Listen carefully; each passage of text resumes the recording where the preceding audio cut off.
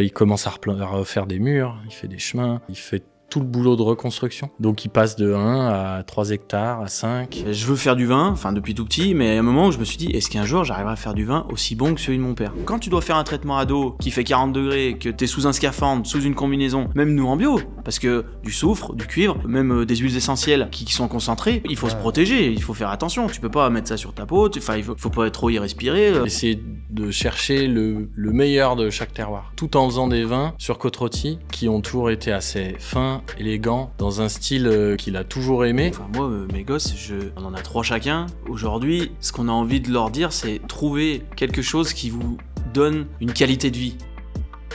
Chers amis, bonjour, c'est toujours Hugo, vous êtes bien chez Baltaz, le podcast qui part à la rencontre des gens qui font le vin à travers la France. Je suis super fier de vous présenter cet épisode puisque Baltaz a pour la première fois posé son micro dans une région que j'adore, le Rhône Nord.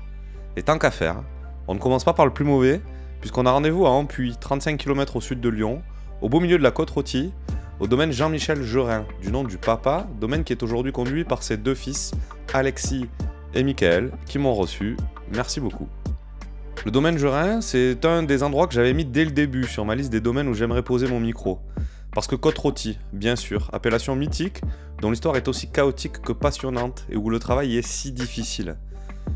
Mais surtout parce que Gerin, ce nom est associé à l'appellation parce que Jean-Michel fait partie de ceux, au tournant des années 80, qui ont relancé la vigne sur des coteaux alors en friche.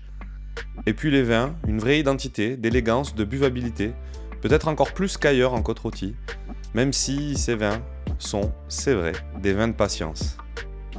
Patient, Michael ne l'a pas été. Sûr de lui, il revient au domaine à 20 ans, pour aider aux plantations encore en cours à cette époque. Président du syndicat des vignerons de Côte-Rôtie depuis qu'il a 28 ans, 3 enfants, il s'occupe des vignes.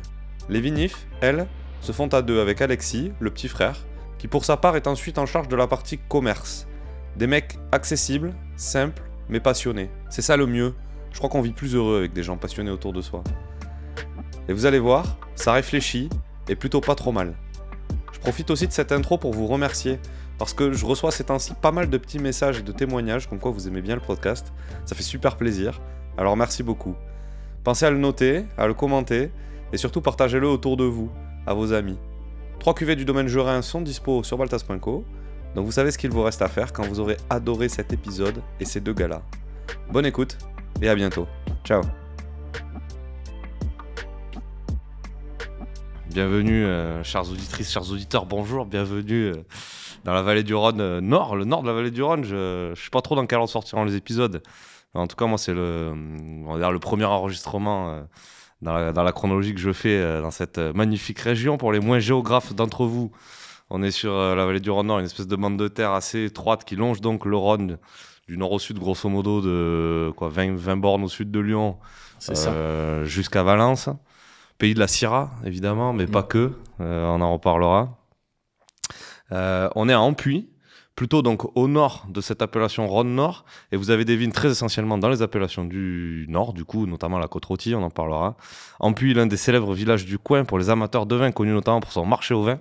Enfin bon, en tout cas, moi j'ai entendu parler de ça assez vite. Ça fait un certain temps, ouais. Et ouais, c'est ça. Et donc aujourd'hui au domaine Jean-Michel Gerin, du prénom du papa, ouais. Mais avec les fils, du coup, aujourd'hui. On va commencer à 3, une première aussi pour le podcast Baltaz, avec les 2 frangins. Alors, on va essayer de s'organiser. J'ai évidemment qu'un seul micro pour vous 2, mais on essaiera de faire au mieux.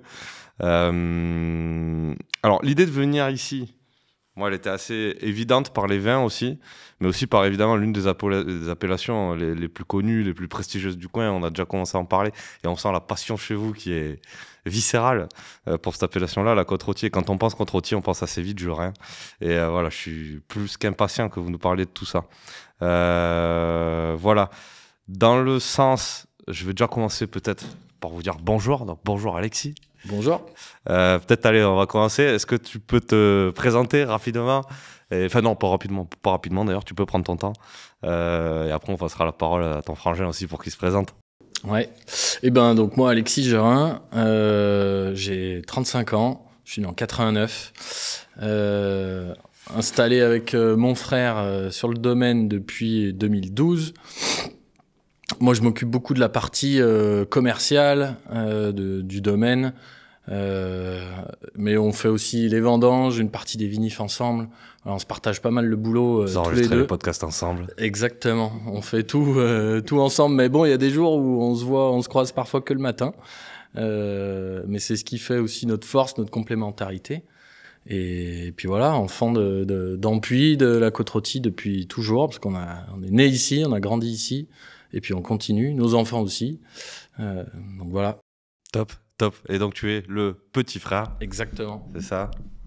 C'est pas te faire offense, mais Non. je crois que ça se voit, ça se voit un petit peu. De Mickaël, voilà, exactement. Donc bonjour à tous et merci d'être avec nous. C'est vrai que moi, Mickaël, moi je suis arrivé, je suis né en 87, millésime un peu moins bon que mon frère en 89, qui a un super millésime de Côte-Rôtie. Mais je suis revenu sur le domaine à partir de 2007-2008 et parce que j'avais juste 20 ans, mais on avait encore tellement de choses à faire. Mon père, mon grand-père avaient acheté pas mal de parcelles qu'on devait encore planter. Et moi, après mes études, mon BTS, Vitiono, bon bref, mes études, je suis vite revenu sur le domaine parce que la passion de la terre, la passion de la vigne, la passion qui déborde un peu chez nous et qui est ancrée dans ces générations. Et c'était presque, comme tu l'as dit, viscéral de revenir. C'est depuis tout petit, je savais que je serais vigneron, j'espérais que j'arriverais à faire des vins aussi bons que ceux de mon père. Et avec mon frère, c'est vrai qu'aujourd'hui, on a la chance d'avoir cette complémentarité, cette belle entente et qui nous permet d'avancer très vite et de faire des choses bien aujourd'hui et d'essayer d'avoir une vision pour travailler très bien dans 20 ans, 30 ans et léguer à nos enfants dans 40 ans des vignes en pleine forme et en tout cas avec sur cette appellation Côte-Rôtie qui est incroyable. Et ouais. On sent la passion, elle est palpable facilement. Il suffit pas de longtemps pour qu'on soit avec vous, pour qu'on le sente. Trop cool. Tu dis revenir au domaine, ça veut dire que t'es parti à un moment donné? Ouais, non, mais juste après mes études, en fait, c'est vrai que maintenant, je regrette même un peu d'être arrivé si vite sur le domaine parce que j'ai fait mes études, j'ai fait des stages, j'ai fait 2-3 vinifs à droite à gauche. Je suis parti 3 mois en Australie pour essayer d'apprendre l'anglais et faire une vinif là-bas pour voir un peu ce qui se passe aussi dans le monde. Et c'est vrai que quand on est passionné à 20 ans, 21 ans, on a trop envie de revenir tout de suite chez soi. Et maintenant, dès que je croise des jeunes, je dis prenez le temps des fois. Enfin, moi, c'était cool parce qu'on a fait plein de choses au domaine, on avait plein de choses à faire. Mais j'aurais aimé faire encore des vinifs à droite à gauche dans certaines régions pour comprendre 2-3 autres trucs. Après, une fois qu'on est là, qu'on est installé, c'est trop tard, c'est fini. Même si on n'a que 38 ans, on est jeune, mais on fait déjà partie des moins jeunes pour certains. Et puis maintenant, on a trop de taf. Donc voilà, mais c'est vrai que j'aurais aimé faire encore plus de stages. Mais bon, on le fait maintenant par les dégustations et par nos visites. Donc c'est cool, on va voir ailleurs ce qui se passe. Ouais. Et t'es l'aîné, est-ce que tu penses que ça a l'air... Enfin, on va voir avec toi après, mais... Tu dis que ça a été directement évident, tu voulais être vigneron, tu voulais reprendre ici, moi, etc. Moi, depuis petit, ouais. Est-ce que ça a un rapport avec le fait d'être l'aîné Ça, je peux pas te dire, j'en sais rien. Ce qui est sûr, c'est que depuis petit, d'où je me rappelle, depuis que j'ai 3 ans, je sais que je veux faire vigneron. Et je sais que ce qui me passionne, c'est regarder ce qu'ils font à la cave pendant les vendanges. Pendant les vendanges, je dormais pas la veille. Enfin, et comme mon autre passion, le ski, pareil, quand on partait au ski, il y a des trucs comme ça, ce qui me passionne tellement que je peux pas me raisonner, et la vigne en faisait partie et je savais très bien que je serais vigneron. Il y en a qui savent pas ce qu'ils vont faire jusqu'à 20 ans, ils savent pas trop où ils vont aller, même pour les études c'est compliqué. Moi j'ai eu cette chance de dire je sais ce que je veux faire et j'y vais quoi, et sans aucun regret maintenant en plus, donc voilà, donc ça c'est magnifique pour moi. Ouais. Et tu dis le ski c'est aussi une passion que tu partages avec tes parents aussi ils aiment, voilà, et puis on a une tante qui habite à côté d'Annecy, enfin donc et de la montagne, alors, le ski mais aussi côté rando, enfin c'est quelque chose qui me plaît énormément et que je pourrais voilà, qui fait partie d'un échappatoire aussi pour d'autres choses avec des grands espaces. On est quand même on a été élevé dans un monde agricole, on est souvent dans un monde paysan comme on dit, mais la beauté du terroir, et la montagne en fait nous parle parce que ces grands espaces vierges avec la liberté. Enfin, pour moi, je pourrais pas vivre en ville, mais par contre, à la montagne, on se sent presque comme chez nous, quoi. Ouais. Et à 38 ans aujourd'hui, est-ce que ce qui avait été évident quand tu étais gamin et quand on se lance dans les études et tout, il y a zéro espèce de truc où tu te dis, voilà. Zéro. Mis à part l'idée de peut-être aller voir un peu ailleurs comment on fait non, du mais vin, ça, c'est un petit regret, mais qui est pas vraiment un regret, c'est plus mais par contre, non, au niveau des études, en plus, la chance dans mes études, de BTS, et puis j'étais allé au lycée viticole de Mâcon d'Availlé, dans le Mâconnais, d'avoir fait des rencontres. Un de mes meilleurs potes, maintenant, c'est le parrain de ma fille. Et on garde des liens incroyables avec ma classe. Et avec ceux, j'étais à l'internat aussi, donc ça crée des liens très forts à l'internat. Ouais. Et non, aucun regret. Et tous mes copains, mais le noyau qu'on était très proche de ceux de l'école, on est tous vignerons et on est tous trop contents de faire ce métier-là, de partager maintenant et puis d'échanger entre nous, parce qu'il y a beaucoup qui sont en Bourgogne ou dans le Mâconnais et on a les mêmes problématiques et en même temps des choses différentes. Et certains sont en avance, d'autres en retard sur certaines choses. Et ça, c'est incroyable. Donc, moi, je sais que c'est ça qu'il fallait que je fasse dans la vie, c'est sûr et certain. Ok. Et les études dans le Mâconnais, c'est pas très loin d'ici, mais c'est quand même pas la même région, quoi. C'est pas les mêmes cépages, c'est pas là tout ça. Ça, c'est un choix que t'as fait ou c'est ouais, oui, en fait, c'est un choix que j'ai fait. À l'époque, nous, ici, sur Côte-Rôtie, on n'est pas énormément garni parce qu'en fait, on est en haut de la vallée du Rhône. On est des petits vignobles en termes de surface. Et moi, en fait, c'est soit j'allais à Orange, Montpellier, qui pour moi, dans l'esprit, me paraissent beaucoup plus loin au niveau des vins, de ce qu'on veut faire nous. Ou après, j'avais Belleville, ou Mâcon, ou Beaune. Et je pense que Côte-Rôtie, on avait quand même plus on est du Nord. Et tu vois bien, pour ceux de la vallée du Rhône, au-dessus d'Aix-en-Provence, c'est le Grand Nord pour eux. Ouais. Donc, on n'a pas les mêmes cépages et on est quand même un monocépage. On ressemble plus à ce qui se passe dans le Mâconnais, en Bourgogne, qu'au sud de la vallée du Rhône. Même si on est de la même famille avec la vallée du Rhône. On est une grande famille des Côtes du Rhône. Mais c'est vrai qu'en termes de... En termes de vin, c'est vrai. En termes de vin, en termes d'histoire de lieux-dits. Nous, on n'a pas des premiers crus, des grands crus, mais on a des lieux-dits. En termes de typicité de terroir, de petites parcelles, de choses comme ça, on se rapproche beaucoup plus de ce qui se fait en Bourgogne. Ouais, ok, top. Bon, et toi, Alexis, du coup, le petit frère, est-ce que ça a été aussi évident? Des fois, quand on est le petit, on se construit. Vous êtes que deux? Vous êtes deux dans la fratrie? Ouais, on est que deux. Des fois, quand on est le petit, on se construit un peu contre. Moi, j'ai une petite sœur. Elle a pris des chemins de traverse un petit peu. Quand moi, j'étais un peu sage. Et voilà. Non, je me suis pas construit contre, mais j'avais envie d'autre chose, de tester autre chose. Donc, moi, j'ai pas fait du tout d'études dans le vin, ni la partie viticulture, ni la partie œno. J'ai fait mon bac sur Vienne. Après, j'ai fait un BTS dans le commerce. J'ai fait une licence dans le commerce. Et après ça, je suis revenu. Et en fait, même tous les stages que j'ai faits ou les alternances, je les ai pas fait dans le monde du vin. Sauf quand j'avais 14 ans et que j'ai fait un stage chez le caviste.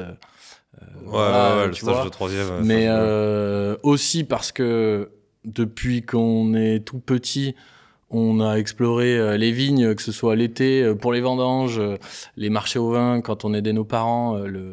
Quand on était petit, moi je montais sur un petit morceau de bois et je mettais les capsules. Mon frère il envoyait les bouteilles à mon père pour faire l'étiquetage. Enfin tu vois, j'avais aussi exploré quand même pas mal tout ce truc-là et ça m'a toujours plu. Mais j'avais envie de tenter autre chose et de regarder. Donc j'ai fait des études que de commerce. Et puis une fois que j'ai fini ça, j'ai dit... En fait, faut genre... Ouais. Est-ce que j'ai trouvé un truc qui me plaisait plus que ça? Non. Enfin, vraiment, tout ce que j'ai fait, j'ai aimé le faire, mais il n'y avait pas ce truc-là de ce qu'on a chez nous qui fait vibrer bien plus que ce que j'ai pu faire ailleurs. Donc, fin de mes études, je suis revenu sur le domaine. Et puis explorer encore un peu tout ce qu'on fait, et puis voilà. Ouais, je pense que quand on aime le commerce et qu'on aime un peu vendre et tout, je pense que vendre les trucs qu'on fait chez nous, il y a quand même pas beaucoup d'équivalent en fait en termes de kiff. Non, parce que en plus tu es là du début à la fin. On a fait des plantations. Moi, je me souviens avoir fait celle dans les dernières qu'on a fait aux Aiguets ou aux Lézardes. Et tu sais que t'as vu les choses naître.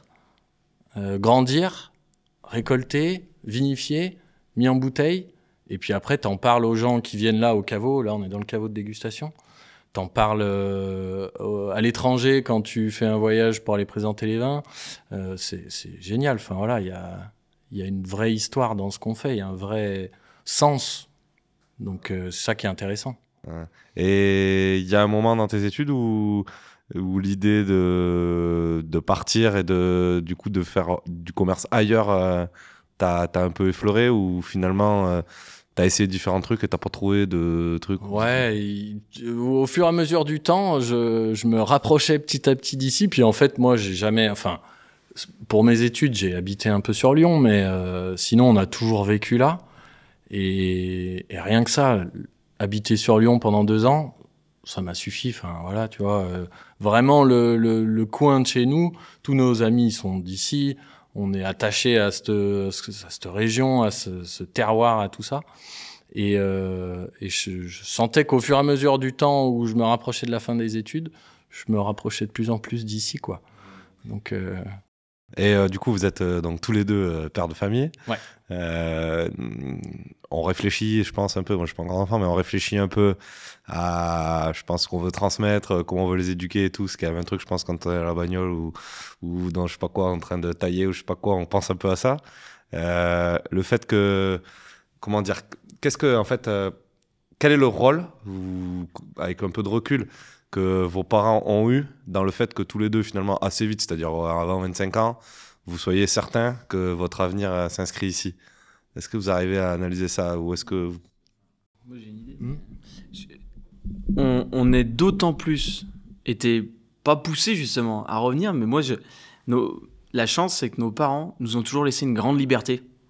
Mais vraiment, ils nous ont jamais poussé à faire vigneron parce que justement, ils connaissent la difficulté du métier. Ma maman, elle a vraiment, ils ont vécu le redémarrage et c'était pas simple au début. Aujourd'hui, on a beaucoup, il y a les bâtiments sont nickel, on a une installation qui est bien, mais ça n'a pas toujours été aussi brillant et aussi clinquant et aussi facile.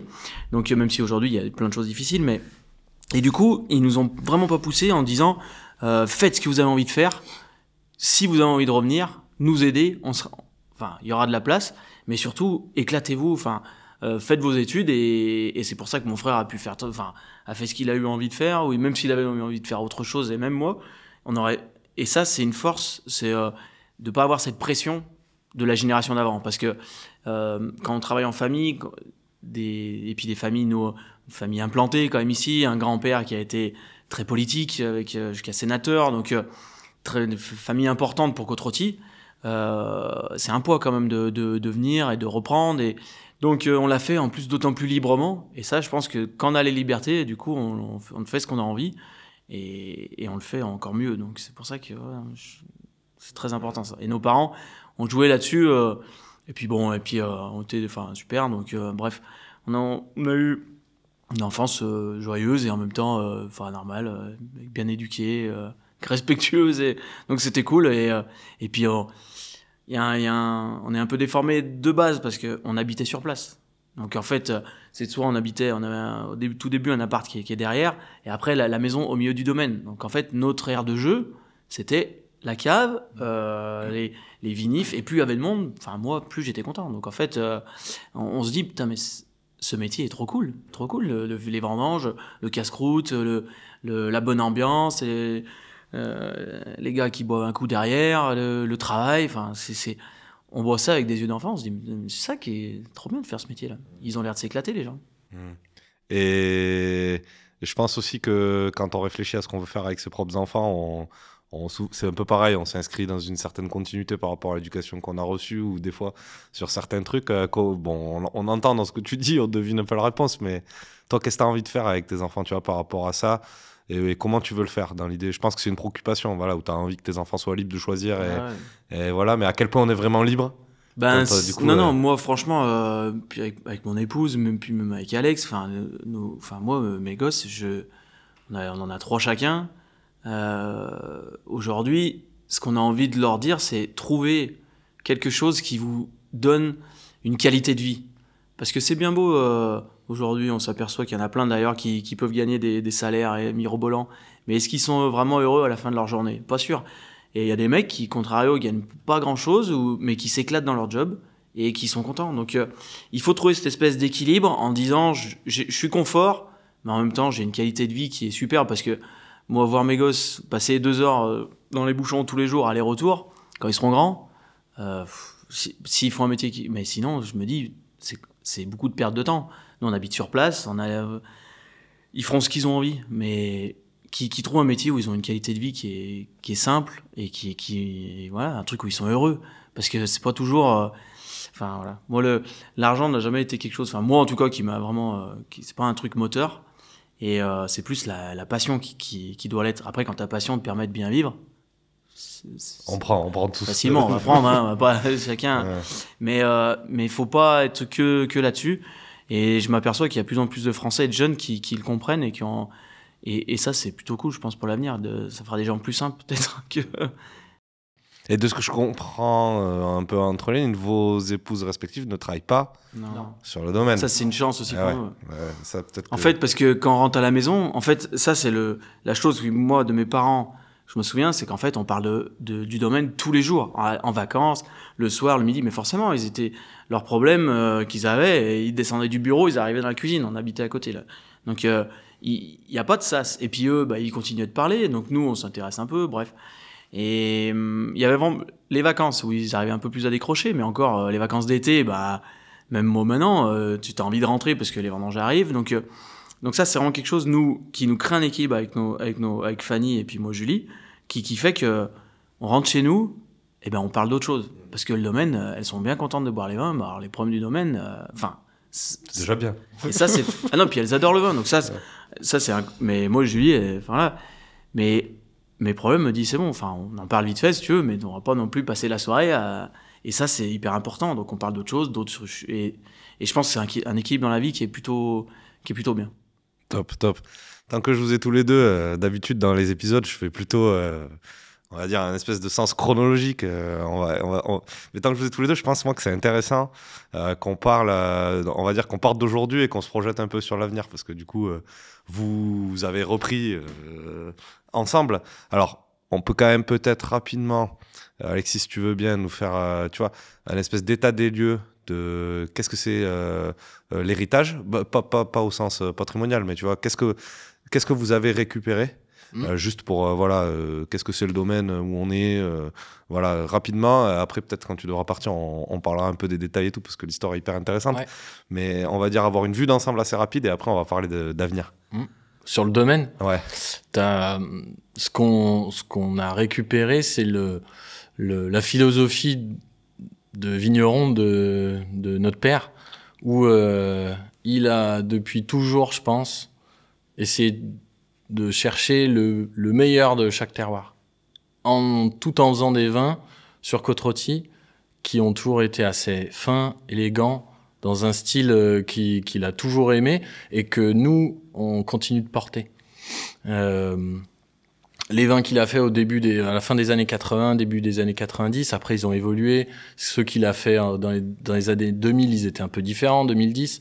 Et en fait, ce qu'il a toujours fait et ce qu'on continue de faire, c'est de continuer à évoluer avec ce qu'on aime, ce que les terroirs ils peuvent nous donner, vraiment ce qui nous fait plaisir, tout en gardant un style qui nous est bien propre et qu'on a adoré depuis toujours, que les clients de mon père ont adoré. Et ce qui nous fait plaisir, c'est que il y en a certains, ils étaient là au début, au milieu, ils sont toujours là avec nous. Donc ils apprécient là où on va, l'évolution qu'il y a eu, et on essaye de continuer comme ça. Et la transmission, elle s'est faite comment, tu dirais, assez vite, assez lentement? Tout à l'heure, quand on se baladait, il y a pas mal de trucs qui ont été co-construits, j'ai l'impression, finalement. C'est pas tellement l'œuvre d'un papa qui transmet. Il y a eu quand même il y a un grand moment, peut-être encore un peu aujourd'hui, d'imbrication, finalement, de construction. La transmission, elle s'est faite sur le long terme. En fait, c'est comme ce qu'on parlait tout à l'heure quand on était à la cave, où c'est un métier où il faut du temps, où il y a rien qui se fait du jour au lendemain. Et les transmissions, c'est pareil, parce que en fait, quand t'es vigneron, mon père, il a plus de 60 ans maintenant, il a certainement fait 40 vinifs, un peu plus, 45 peut-être, mais il en a fait que 45 au final. Quand tu remets ça à l'échelle d'un métier, il y a des gens, ils font la même chose tous les jours. Ils peuvent se réinventer tous les jours, retester des choses, refaire. Et chez nous, l'expérience, elle est primordiale. Donc, dans la transmission, il faut le prendre en compte, parce que quand tu arrives du jour au lendemain, que tu reviens sur le domaine, tu connais certaines choses, mais tu n'as qu'une vision, elle est toute petite. Et la transmission, elle s'est bien faite chez nous, parce que les parents, ils ont ils nous ont lâché au démarrage quelques petites responsabilités. Et puis au fur et à mesure, ils ont lâché de plus en plus. Et une fois je pense que dès le début, ils avaient confiance en nous, mais une fois qu'ils ont vu ce qu'on faisait de ce qu'ils avaient construit, eh ben, ils ont dit, allez, c'est bon, là, on est dans ce qu'on avait envie de faire, envie de transmettre. Et nous, on n'est pas là pour couper des têtes, puis ce serait manquer de respect à tout ce qu'ils ont fait, tu vois, pendant 35 ans, 40 ans. Continuer d'évoluer, respecter ce qu'ils ont mis en place, mais continuer à changer, en fait, de tous les jours, tout le temps, tous les ans, faire des petits tests, des évolutions, que ce soit à la vigne, à la cave, voilà, dans tous les secteurs de ce métier-là. Et la transmission, elle s'est bien faite parce qu'ils avaient aussi envie de la faire. Et puis là, dans ce que je comprends, du coup, finalement, votre père vous a eu relativement jeune. Et finalement, tu dis sur les 45 vendanges, au final, il y en a une dizaine où vous êtes là quasi tous les trois. Ouais. Et c'est quand même un nombre assez important. Comment ça se passe le moment où vous avez entre 27 et 32 balais, où tu arrives à un âge où tu as un peu envie de décider, et finalement, votre père, il est pas encore... il est quand même encore dans le cœur de sa vie professionnelle, quand il y a des choix à faire et tout. Comment... Après, il y a des clashs parce que dans les familles, quand tu travailles en famille, forcément, il y a des moments où c'est un peu plus tendu. Mais on a l'avantage que aussi notre père, ça peut partir en vrille, mais il claque la porte et en fait, quand il la repousse, quand il revient, ça y est, c'est passé, on passe à autre chose. On discute de tout, on a toujours eu une vision qui était quand même assez claire et commune de ce qu'on voulait faire. Ouais, c'est dont tu parlais. Dans la continuité, tout ça. Et du coup, c'est pour ça que ça s'est bien passé aussi. Voilà. Il y a des moments où ça pète, mais franchement, ils sont quand même vraiment pas majoritaires. Et puis voilà, il faut accepter. Il fallait que eux aussi, à un moment, il faut accepter de laisser sa place. Mais ce qui est quand même pas simple quand tu as monté un truc de tes propres mains et qu'il faut le lâcher. Ça fait quelque chose. Enfin voilà, ils ont pas monté une boutique de chaussettes, j'en sais rien. Enfin un truc dont tu peux t'en foutre un peu. Nous, on parle d'un terroir, vraiment d'un truc qui est viscéral. C'est peut-être le mot de ce podcast. J'en sais rien. Ouais. Mais pas simple. Mais voilà, au fur et à mesure du temps, je pense que c'est ça, c'est la confiance. Ils ont vu ce qu'on pouvait faire, amener, et du coup, ça s'est fait. Ouais. Et ça va avec, je pense que cette clarté, elle est aussi, mais ça, Mickaël va compléter. Quand j'ai posé la question de l'héritage, il a parlé de vin. Ça, c'est intéressant, tu vois, de parler finalement du produit fini, du bout de la chaîne, et pas de bâtiment ou même de vignes, de façon de travailler, etc. L'objectif, c'est d'arriver à à une typicité de vin, à une identité de vin particulière. Et quand l'objectif, c'est ça, du coup, les comment on y arrive, peut-être qu'on peut en discuter justement, tu vois ce que je veux dire, avec l'apport de peut-être des connaissances théoriques que vous avez eues lors de vos études, de rencontres et tout. Ouais, mais c'est ça qui est fascinant dans notre métier, c'est que moi, quand j'étais petit et que j'ai commencé à me dire je veux faire du vin, enfin depuis tout petit, mais à un moment où je me suis dit, est-ce qu'un jour j'arriverai à faire du vin aussi bon que celui de mon père? Parce que je voyais bien que mon père faisait des bons vins, que tout le monde avait l'air très content, enfin voilà. Toi, tu commences à te dire, tu sais, t'as 15, 16, 17 ans, tu dis je veux faire ça, mais est-ce que je vais être capable, quoi? Comment je vais le faire? Et en fait, tu t'aperçois que quand tu commences à travailler, ce qui est important dans notre métier, mais comme dans dans tout travail, c'est l'implication, la volonté que tu mets là-dedans. Et pourquoi on parlait de transmission? Pourquoi aussi mes parents nous ont laissé faire des choses? Parce qu'ils ont bien vu que toute l'énergie qu'on mettait dans notre travail, le bon vouloir et la bonne envie de faire et de bien faire. Et ça, c'est pour des parents, moi maintenant qui sommes parents, quand tu vois tes enfants qui se mettent beaucoup, qui mettent leur trip aussi pour bien faire, et ben à la fin ils lâchent parce qu'ils sont en confiance. Et dans les successions, il faut aussi qu'il y ait ça. Il faut pas qu'il y ait que moi souvent on me posait mais qu'est-ce que tu changes en arrivant au domaine? Je dis mais pour l'instant ou qu'est-ce que t'as révolutionné? Je dis mais rien. Les vins de mon père ils sont magnifiques. Donc pour l'instant j'apprends. Après, au bout de quelques années, justement tu parlais de 27 ans, 32 ans, ça faisait déjà 6-7 ans que moi j'étais là. Tu commences à te dire, tiens, si on faisait si on faisait comme ça, tu commences à poser des questions, à dire à ton père, est-ce Et puis après, il y a une autre étape où tu demandes moins l'autorisation. Tu dis, on va faire comme si, et petit à petit, ça se fait. Et en fait, mais il faut pas arriver conquistador en disant, moi, j'ai tout compris. Même là, j'ai 38 ans, à la fin de ma vie de vigneron, on va dire, ou quand on tient une génération derrière, eh ben, on aura peut-être encore pas tout compris. Et c'est ça qui est magnifique dans ce métier. Par contre, il faut avoir l'humilité au début, quand tu arrives et que tu es jeune, de dire, je bosse, je me ferme un peu ma gueule, j'apprends, j'emmagasine.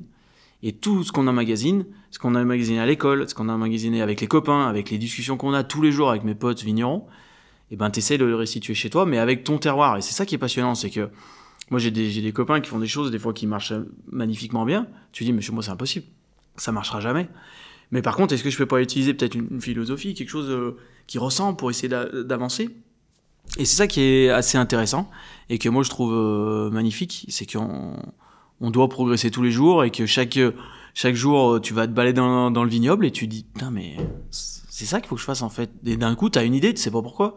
Tu dis, mais attends, moi, je vais changer ça, peut-être que ça va améliorer quelque chose et ça, c'est magnifique, c'est notre boulot, je trouve, tous les jours.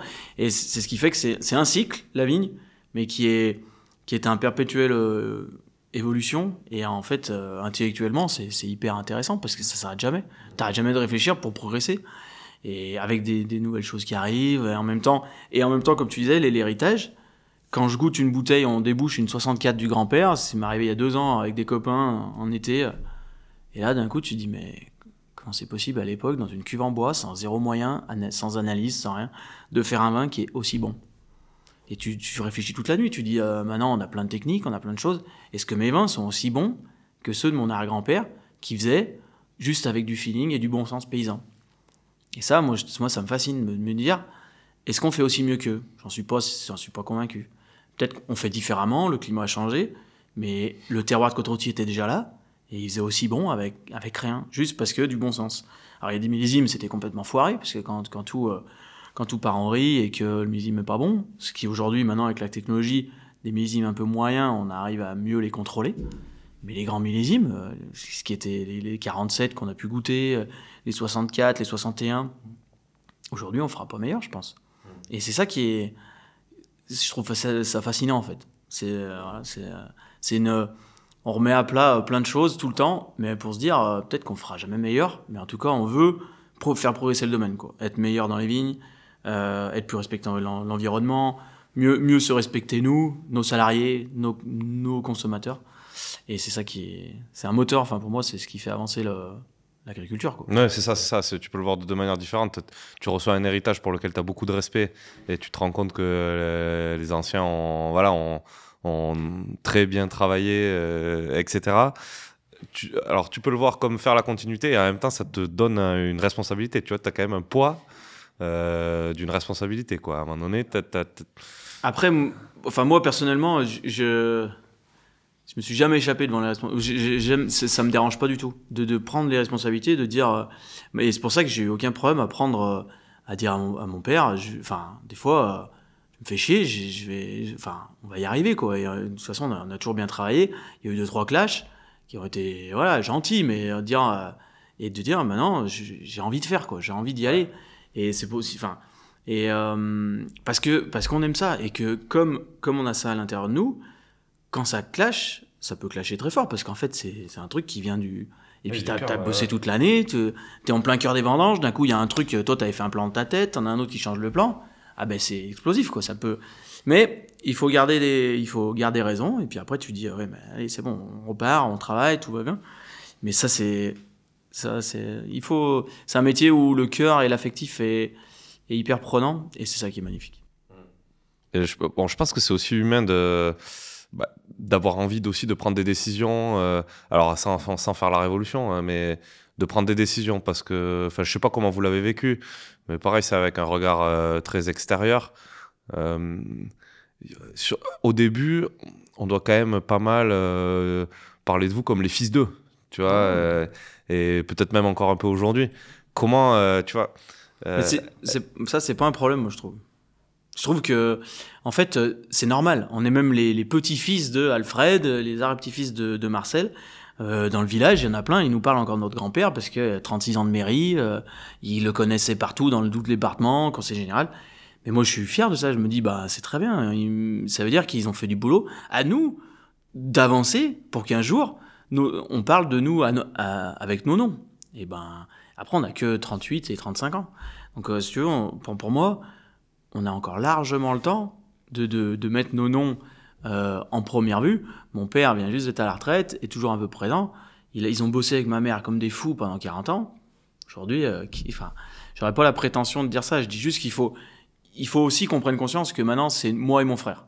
Que on avance là-dessus. Mes parents sont toujours présents. Le nom du domaine, Jean-Michel Jorin, mais ça représente aussi. Mais c'est à nous aussi de montrer aux gens que c'est notre moment. Et ça, c'est par le travail. C'est comme on l'a montré à nos parents qu'on était capable. Maintenant, il faut aussi et c'est normal l'inertie d'un domaine et les gens ils vont et nos clients pendant très longtemps. Et puis mon père est encore là et puis il sera encore là très longtemps, j'espère. Et du coup, il aura toujours une image forte. En plus, quelqu'un qui a du charisme, qui parle fort, donc il sera toujours là. Et ça, c'est une fierté pour nous. Il nous aide. Mais c'est à nous aussi de nous imposer et de prendre cette responsabilité. Si tu la prends, les gens t'écoutent et après les gens comprennent que c'est toi aussi maintenant qui fait les vins et qui réfléchit. Mais si tu restes dans ton coin et que tu dis rien, je connais certains domaines, le père et des fois même le grand-père, c'est toujours à eux qu'on pense parce que les générations d'après n'ont pas voulu prendre. Et c'est pas pousser les gens, c'est dire moi aussi je suis là aujourd'hui, moi aussi je travaille fort et j'ai envie de faire progresser le domaine en respectant les générations d'avant. Après voilà, c'est ça dans les familles qui est toujours complexe parce que forcément là t'as un conflit de génération où il faut quand même faire un peu doucement, enfin faut pas arriver d'un coup comme ça, mais c'est intéressant à faire, c'est long mais c'est intéressant. Ok. Et alors si entre ce que vous avez reçu et ce que voilà, tu dis 38 ans, effectivement, t'as fait peut-être un tiers de ta vie pro sur le domaine, on va dire, grosso modo. C'est quoi, ça peut être sur certaines parties, tu t'occupes pas mal de la vigne ici, c'est quoi ce que tu as pris, c'est quoi ce que tu aimerais laisser, tu vois, à la fin, c'est quoi les grandes directions? Peut-être parler un peu du contexte aussi, parce que le contexte n'est pas le même que celui de vos parents, il y a effectivement le changement climatique, il y a dans pas mal de vignobles des soucis de ressources humaines, il y a des tendances de consommation qui changent et tout. Tu vois, un peu en reliant ça, entre ce que tu as appris et ce que tu laisseras, qu'est-ce que... Ouais, non, mais c'est une question qui est intéressante, qui est pas facile à répondre, mais qui est... ce qui est sûr, c'est ce que j'ai en moi, ce qu'on a appris de mes parents et de mes grands-parents, c'est la force du travail, l'envie d'avancer et l'envie d'entreprendre. Ça, mais mon grand-père et mon père ont toujours été des moteurs là-dessus, et toujours en disant... on n'a pas d'argent, on va en chercher, on va progresser, enfin voilà, pas rester, on n'est pas dans, on attend d'avoir quelque chose pour faire autre chose. Non, c'est continuons d'avancer. Ça, je suis sûr qu'on l'a en nous et c'est important d'ailleurs pour entreprendre et pour avancer. Sans non plus, maintenant avec mon frère, on est bien d'accord là-dessus, on veut pas non plus développer, en fait, on veut s'arrêter de se développer. C'est ça que j'allais dire là, vous avez... En fait, on veut pas s'étendre plus. Et après, on ne dit jamais, mais je suis à peu près sûr. On va pas s'étendre à faire tous les crus de la vallée du Rhône un par un parce que on veut être proche. Et c'est ça que je veux. J'aimerais qu'on retienne de moi, enfin personnellement et avec mon frère, c'est qu'on était des vignerons équilibrés et je veux dire et qui ont fait du bon boulot pour leur appellation, pour leur vigne, qui ont fait des bons vins, qui ont respecté les consommateurs. Et qui n'ont pas pété un plomb en faisant tout et n'importe quoi. Aujourd'hui, on voit bien le mode de vie qui... Moi, je suis très content le soir d'être en face de mes vignes, à côté de chez moi, pas très loin. J'adore voyager, mais en même temps, c'est agréable aussi de rentrer chez soi le soir, de ne pas avoir à faire le tour de la planète pour vendre tes vins, parce que c'est aussi équilibré. Parce que si c'est du vin, c'est pas que c'est une fois que tu commences à en faire, tu peux en faire. Par contre, du très bon vin, c'est ça moi qui m'intéresse. Moi, je veux pas faire du vin, je veux faire du très bon vin. C'est pas être prétentieux de dire ça, c'est ma vision, c'est pour dans 20, 30 ans, j'ai envie que les gens soient pleinement satisfaits de ce qu'on fait. Pour faire du très bon vin, il y a tellement de détails à assembler les uns les autres, que si tu as 15 appellations à faire, si tu as des dizaines et des dizaines d'hectares un peu partout, tu peux pas être partout, c'est pas possible. J'ai la chance aujourd'hui d'avoir une équipe en vigne qui est incroyable. On a 7 mecs qui travaillent magnifiquement bien, qui ont un savoir-faire, qui sont des jeunes du village, qui sont pleinement associés dans le domaine, qui sont à fond quand on a décidé de basculer tout le domaine en bio, qui ont été hyper réceptifs, qui ont envie d'avancer. Et ça, c'est cool. Mais c'est pour ça qu'aussi, eux, on leur a créé un cadre aussi de travail de qualité. Je ne veux pas qu'ils soient dégradés parce qu'on doit embaucher 15 mecs de plus et qu'en fait, après, c'est la course à n'importe quoi. Voilà. Et tout ça fait que on a un environnement de travail qui est hyper qualitatif. Et ça c'est un moteur pour moi. Et tu disais le passage en bio qui effectivement est contemporain, enfin est récent, bien est sûr, relativement 2020. récent. Ouais, voilà, 2020 sur le papier. Après, tu me disais que sur pas mal de choses déjà ça fonctionnait comme ça. Du coup, cette équipe-là, c'est des gens qui étaient là avant ce moment-là et qui ont changé avec. On a un de nos gars là, on fête en février là. Enfin, c'est 30 ans qu'il est dans l'entreprise. Il habite en face, 30 ans qu'il travaille avec nous. Et voilà, Morgane, ça fait bientôt 10 ans. Patrice, ça fait 12 ans. Franck, il est parti, revenu, donc ça fait déjà plus de 10 ans. Antoine, ça fait bientôt pas loin de 10 ans aussi. C'est une chance d'avoir ça. Et puis des jeunes du village, donc, ou en tout cas tous très proches.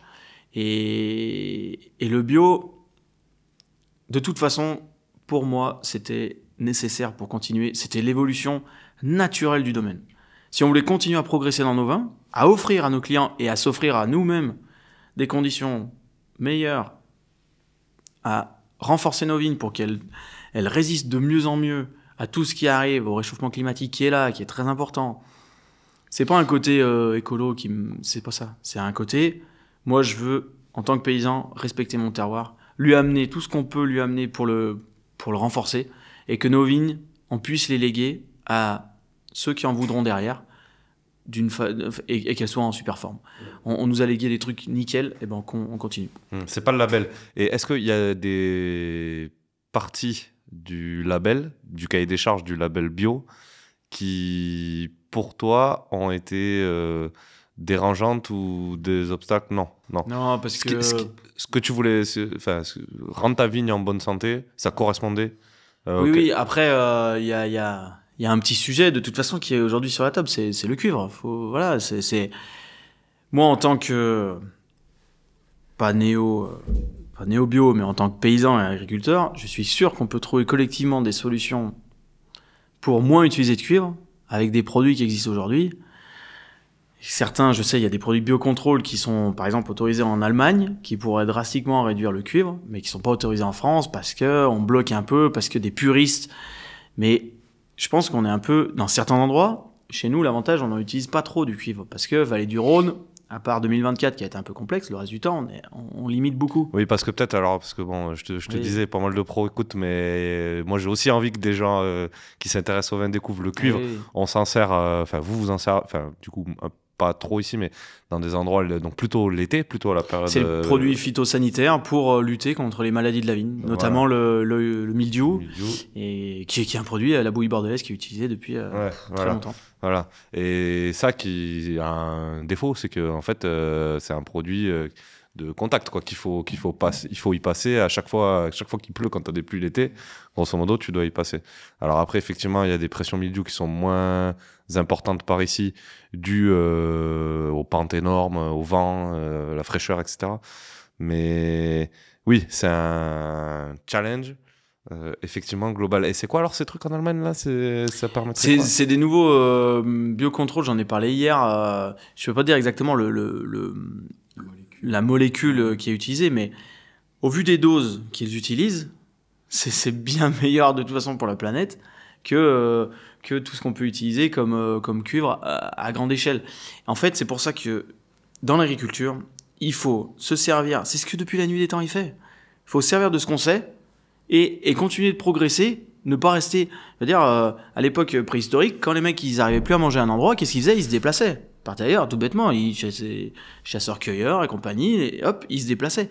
Aujourd'hui, on peut moins se déplacer. Par contre, on a des connaissances on sait qu'on peut avancer. Et il y a des choses, il y a des produits chimiques qui sont très mauvais. Ça, c'est sûr et certain. Qu'il faut moins utiliser, plus utiliser. Certains endroits, c'est compliqué. Par contre, je pense qu'on peut avancer vers des choses qui peuvent être saines Et peut-être revoir aussi le cahier des charges bio. Il devra évoluer. On est obligé. Enfin, on est un peu obligé. Si on n'évolue pas, ça va rester quelque chose de fermé et qui va perdre aussi de son entrain. Pourquoi aujourd'hui beaucoup d'agriculteurs ont envie d'aller vers ça? C'est pour avancer, utiliser des meilleurs produits. Mais je suis sûr qu'on va en trouver. Enfin, la science en trouvera et on avancera là-dessus. Après, il y a aussi une connaissance. Il y en a qui ont des connaissances énormes sur toutes les plantes qui sont utilisées, médicinales et l'osier, la prêle, l'ortie, plein de choses qui sont depuis la nuit des temps sont utilisées et qui marchent vraiment bien. Quand on a des pressions énormes comme 2024, elles sont un peu plus limitées, mais il y a plein d'années où ça marche véritablement. Et il faut aussi se rendre compte que ça, c'est pas uniquement des mecs un peu farfelus qui utilisent ça sur leur vigne, parce qu'il y a une partie de l'agriculture qui considère aussi que ces gens-là étaient des farfelus. Et ben non, il y a des choses qui marchent, aujourd'hui c'est prouvé, c'est un peu des biocontrôles, c'est des produits qui sont agréés et qui n'ont aucun impact sur l'environnement. Et ça, c'est très important. Donc il faut qu'on avance. Et là-dessus, notre génération, entre 40 et 30 ans, a envie d'avancer, a envie de découvrir plein de choses, a envie de s'intéresser et de ne pas rester bloqué sur des stéréotypes. Ça, c'est important. C'est hyper intéressant ce que tu dis. Et tu vois, dans les vignerons bio qui sont majoritaires dans ce que je rencontre, tu vois, ils disent, tu dis la bouillie bordelaise, ça existe depuis la nuit des temps. Oui, bon, après, c'est pas les mêmes dosages qui sont utilisés aujourd'hui. C'est sans commune mesure. Et souvent, les vignerons, tu vois, répondent ça. Et c'est intéressant d'avoir la vision que peut-être il y a encore d'autres choses à faire avec peut-être de nouvelles techniques et de nouveaux produits. Tu parlais des drones aussi tout à l'heure parce que un des défis immenses ici pour passer en bio, c'est les niveaux de pente qui atteignent des pourcentages. Enfin, c'est complètement c'est impossible de passer avec n'importe grand chose. Avec quoi que ce soit. Et quand il faut passer souvent, c'est une énorme contrainte. Et tu parlais des drones alors qui vont peut-être ça arriver. fait. J'ai une autre casquette je suis aussi président du syndicat des vignerons de Côte-Rôtie depuis 10 ans cette année. Donc j'étais un jeune président, bref. Et depuis le début, on s'intéresse aux drones. Le problème, c'est qu'il y avait une loi qui interdisait les traitements aériens. Le drone dépendait du traitement aérien. Donc, et nous, on demande depuis presque 10 ans, et avec notre député, qui en a fait un boulot de fou là, et on a réussi, on vient de l'obtenir, c'est passé à l'Assemblée, on attend que le Sénat vote, mais bon, je vois pas, et d'autoriser des traitements uniquement bio, produits biocontrôle, et des produits à faible émission et oui, correctement dosé, voilà, etc. Qui serait autorisé en drone. Parce que chez nous, mais ça va permettre le développement un peu plus important de l'agriculture biologique, des produits de biocontrôle et de plein de choses. Parce que quand tu dois faire un traitement à dos qui fait 40 degrés, que tu es sous un scaphandre, sous une combinaison, même nous en bio, parce que du soufre, du cuivre, il faut si tu utilises des plantes, même des huiles essentielles qui sont concentrées, c'est pas très beau. Il faut se protéger, il faut faire attention. Tu peux pas mettre ça sur ta peau. Il faut pas trop y respirer. Respirer du soufre, ça pique les yeux. C'est quand même. Donc il faut faire attention. Donc on se protège. Mais quand il fait 40 degrés, qu'on est dans les coteaux par des pentes qui sont à 60%, et que on a fait des tests avec la MSA, avec la médecine du travail, que les pulsations du cœur, tout ça, la température corporelle augmente, tout le monde nous disait mais il faut pas faire ça. On dit on fait comment? Il faut juste changer la loi. Et on a mis 5 ans. Donc ça y est, on est enfin arrivé grâce à notre député, à le soutien d'une partie du gouvernement qui a voté cette loi. Et du coup, ça va permettre d'aller faire des traitements aussi de précision.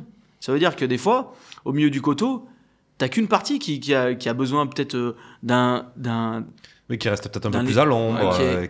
Sauf que quand tu dois le faire à dos et que tu y vas qu'une fois, tu fais tout. Tu dis on fait tout et on revient pas. Là, avec le drone, plus fin, un coup de... Hop, et même en restant de la cave, on va pouvoir faire des choses. Maintenant, le drone, c'est quand même... Et techniquement, ça existe oui, ça fait... Oui, les Suisses traitent en drone, mais sont hors de l'Europe, donc eux, ils avaient le droit, parce que c'est un document européen. Et eux, ils traitent depuis très longtemps en drone. Et ça marche. On a fait des tests, ça fait 10 ans qu'on fait des démos sur Côte-Rôtie, et qu'on dit, c'est super bien, ça marche, allons-y. Et même d'autres vignobles comme cette année où il y a eu énormément d'eau, en Bourgogne, par exemple, il y a des traitements qui auraient pu être faits. Les gens ne pouvaient pas rentrer dans les parcelles à cause de l'eau, à cause qu'il y avait trop d'eau, à cause des tracteurs. Voilà, un coup de drone, et peut-être tu peux sauver un bout de récolte. Donc, c'est des techniques qu'il faut se servir. Bien sûr que ça peut faire peur certains, mais sauf que Aujourd'hui, les 3/4 des vidéos sont faites en drone. On pourrait peut-être aussi surveiller le vignoble, des surveillances de vignobles.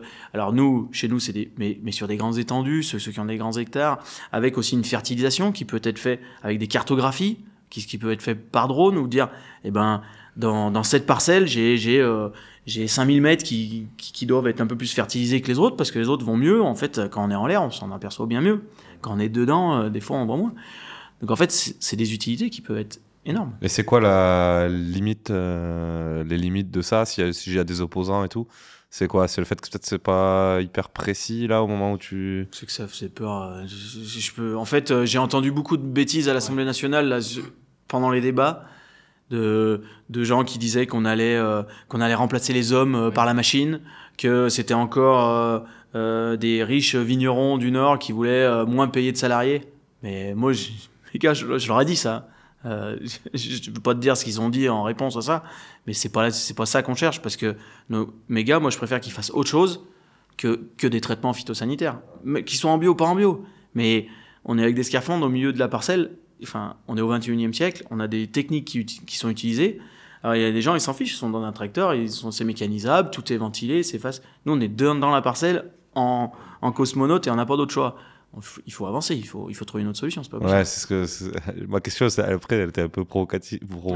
J'allais dire, est-ce que du coup, ça peut faire, espérer, entrevoir une éventuelle baisse aussi des coûts et donc des prix? Non, parce qu'on s'aperçoit en fait que le traitement drone va nous coûter autant, voire plus cher qu'un traitement normal. Mais c'est plus que c'est la qualité du travail pour mes gars. Je préfère qu'ils fassent autre chose. Ouais. C'est quand même... Et puis c'est vrai qu'on a des costauds, mais les mecs peuvent perdre des fois entre 1 et 3 kilos dans la matinée, hein, parce que quand tu es sous une combinaison étanche pendant 5 heures, de pente, oui. C'est juste... donc voilà, après, donc c'est pour ça que c'est des choses qui nous paraissent évidentes, et on avait des opposants, mais c'était un contexte géopolitique français qui faisait que, étant donné que c'était un certain député plutôt central qui présentait une loi, il y en a d'autres qui étaient un peu opposés. Bon bref, il y a des fois, il y a des choses le jeu de la politique. Voilà, quand tu regardes ça de l'extérieur, tu te dis qu'il y a certaines lois qui sont un peu votées contre juste parce que celui qui la présente, c'est pas forcément quelqu'un qu'ils auraient voulu, qui a envie de soutenir, mais... Oui, parce que là, on n'est pas dans des questions d'ordre social, politique, en fait. Puis là, c'est pour défendre les salariés, et c'est pas, nous, on va pas... mes salariés, ils traitent assez peu, en fait. Donc, bien évidemment que je vais pas les virer juste parce qu'on arrête le traitement par drone, parce qu'en fait, j'ai besoin d'eux tout le reste de l'année. Donc... Ok, super intéressant. Bon, il va être 16h, tu nous as dit qu'à 16h, tu peux y aller. Donc, on va te libérer, on va parler de... Merci. Merci, en tout cas. Ouais. À bientôt. Avec plaisir. Salut. On va revenir avec toi. On a parlé pas mal de vignes. Toi, tu as aussi hérité de la partie un peu commerce, clientèle, etc. Un peu la même question. De quoi tu as hérité? C'est quoi la situation ici? Tu me parlais, on est dans un très beau caveau de dégustation où vous recevez des particuliers et où vous voulez toujours avoir du vin à vendre, etc. Et en même temps, une clientèle, on en parlait de Seb qui vous représente sur Paris et tout, une clientèle importante un peu partout en France, je pense, sur vos vins qui ont une certaine réputation et tout. Voilà. De quoi tu as hérité et qu'est-ce que tu as envie de faire tu vois, quelle est un peu la direction que tu veux donner, toi, en termes de commercialisation? Mes parents, ils ont toujours, depuis tout le temps, alors peut-être au début par la force des choses et puis après par choix, ils ont toujours privilégié le marché français parce que pour eux ça a toujours fonctionné. C'est de là où c'est parti aussi. C'est ceux qui les ont rencontrés, qui ont cru en eux au début. Beaucoup de gens en France. Donc aujourd'hui, on a hérité de ça, de tout un tas de clients qui ont été clients dans la fin des années 80, qui sont toujours là, qui continuent à nous suivre. On vend 85% de nos vins en France. Donc c'est... Ce qui est énorme. Ouais, assez atypique. On va dire que la vallée du Rhône Nord est quand même plutôt généralement vendue en France. Oui, mais, plus que la Bourgogne. Voilà, plus que d'autres régions.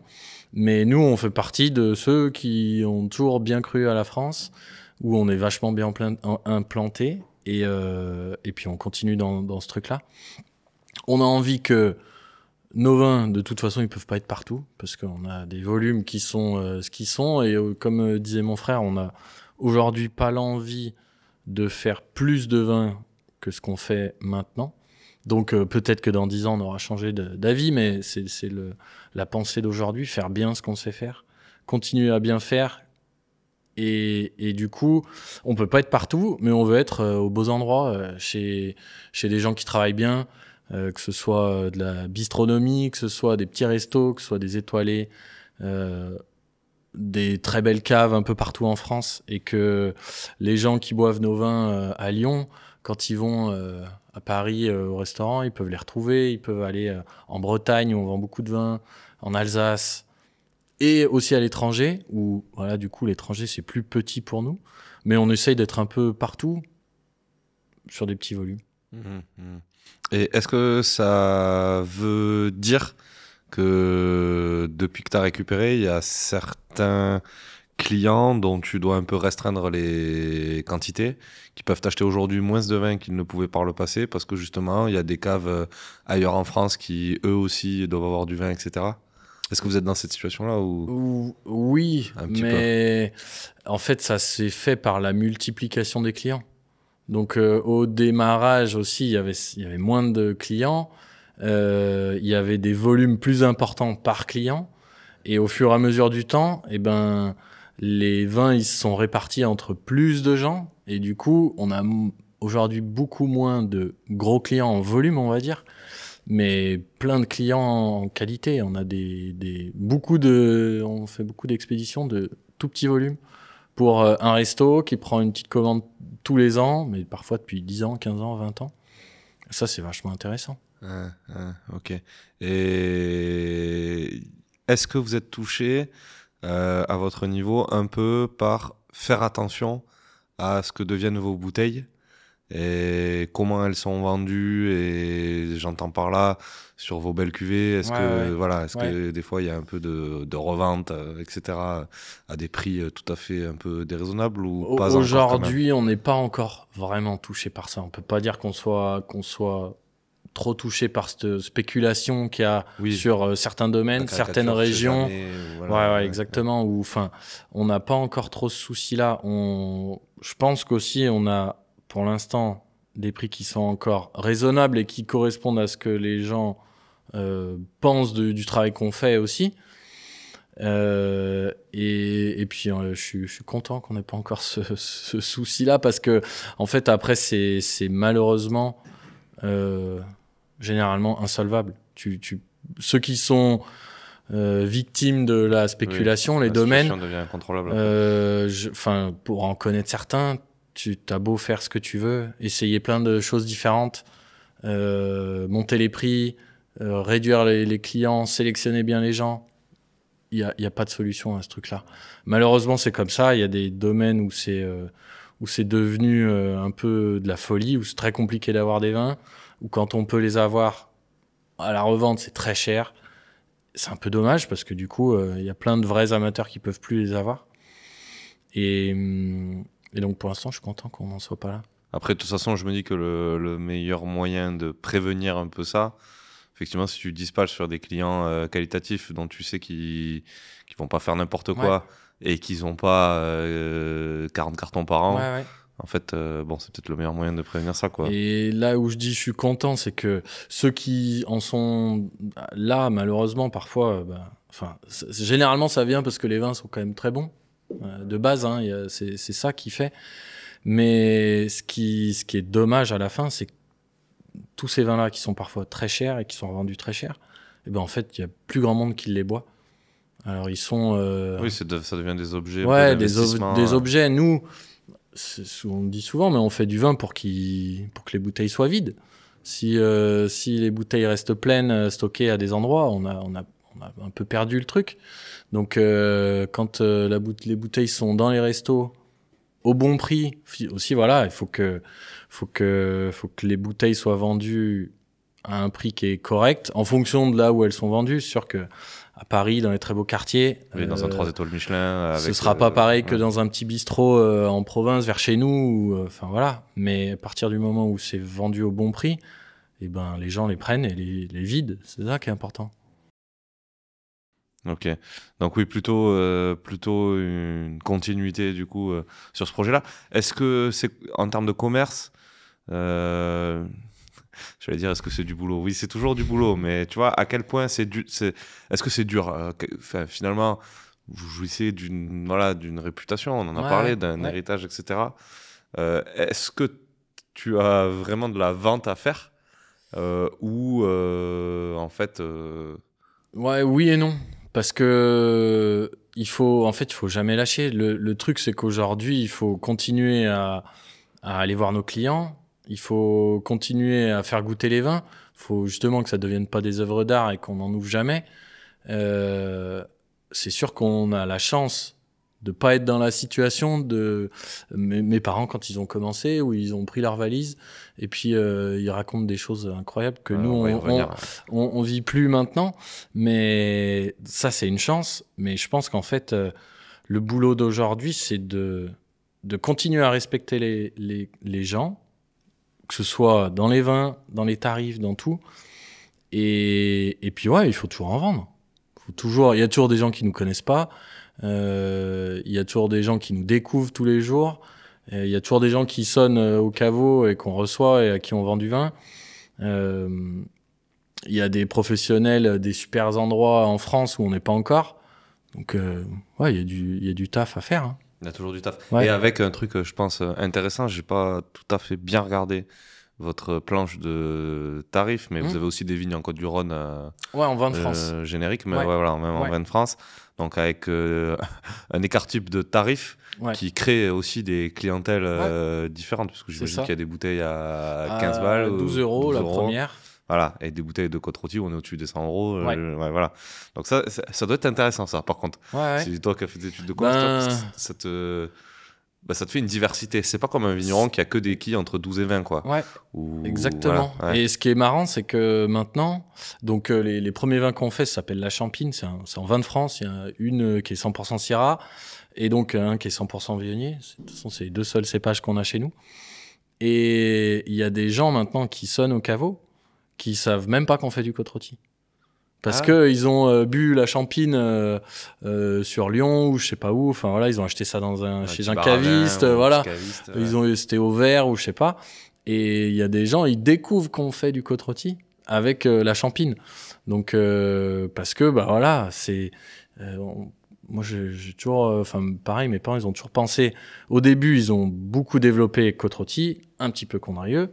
Et puis après, quand ils ont pu le faire, ils ont commencé à faire des IGP à l'époque, collines rhodaniennes, en Syrah, en Viognier, voilà, aussi pour élargir, pour dire les gens qui aujourd'hui nous achètent la Champine, et ben demain ils achèteraient peut-être du Saint-Jean, et puis après-demain des côte-rôtis aussi. Enfin voilà, ça permet d'avoir tout un tas de clientèle qui est différente et qui est intéressante.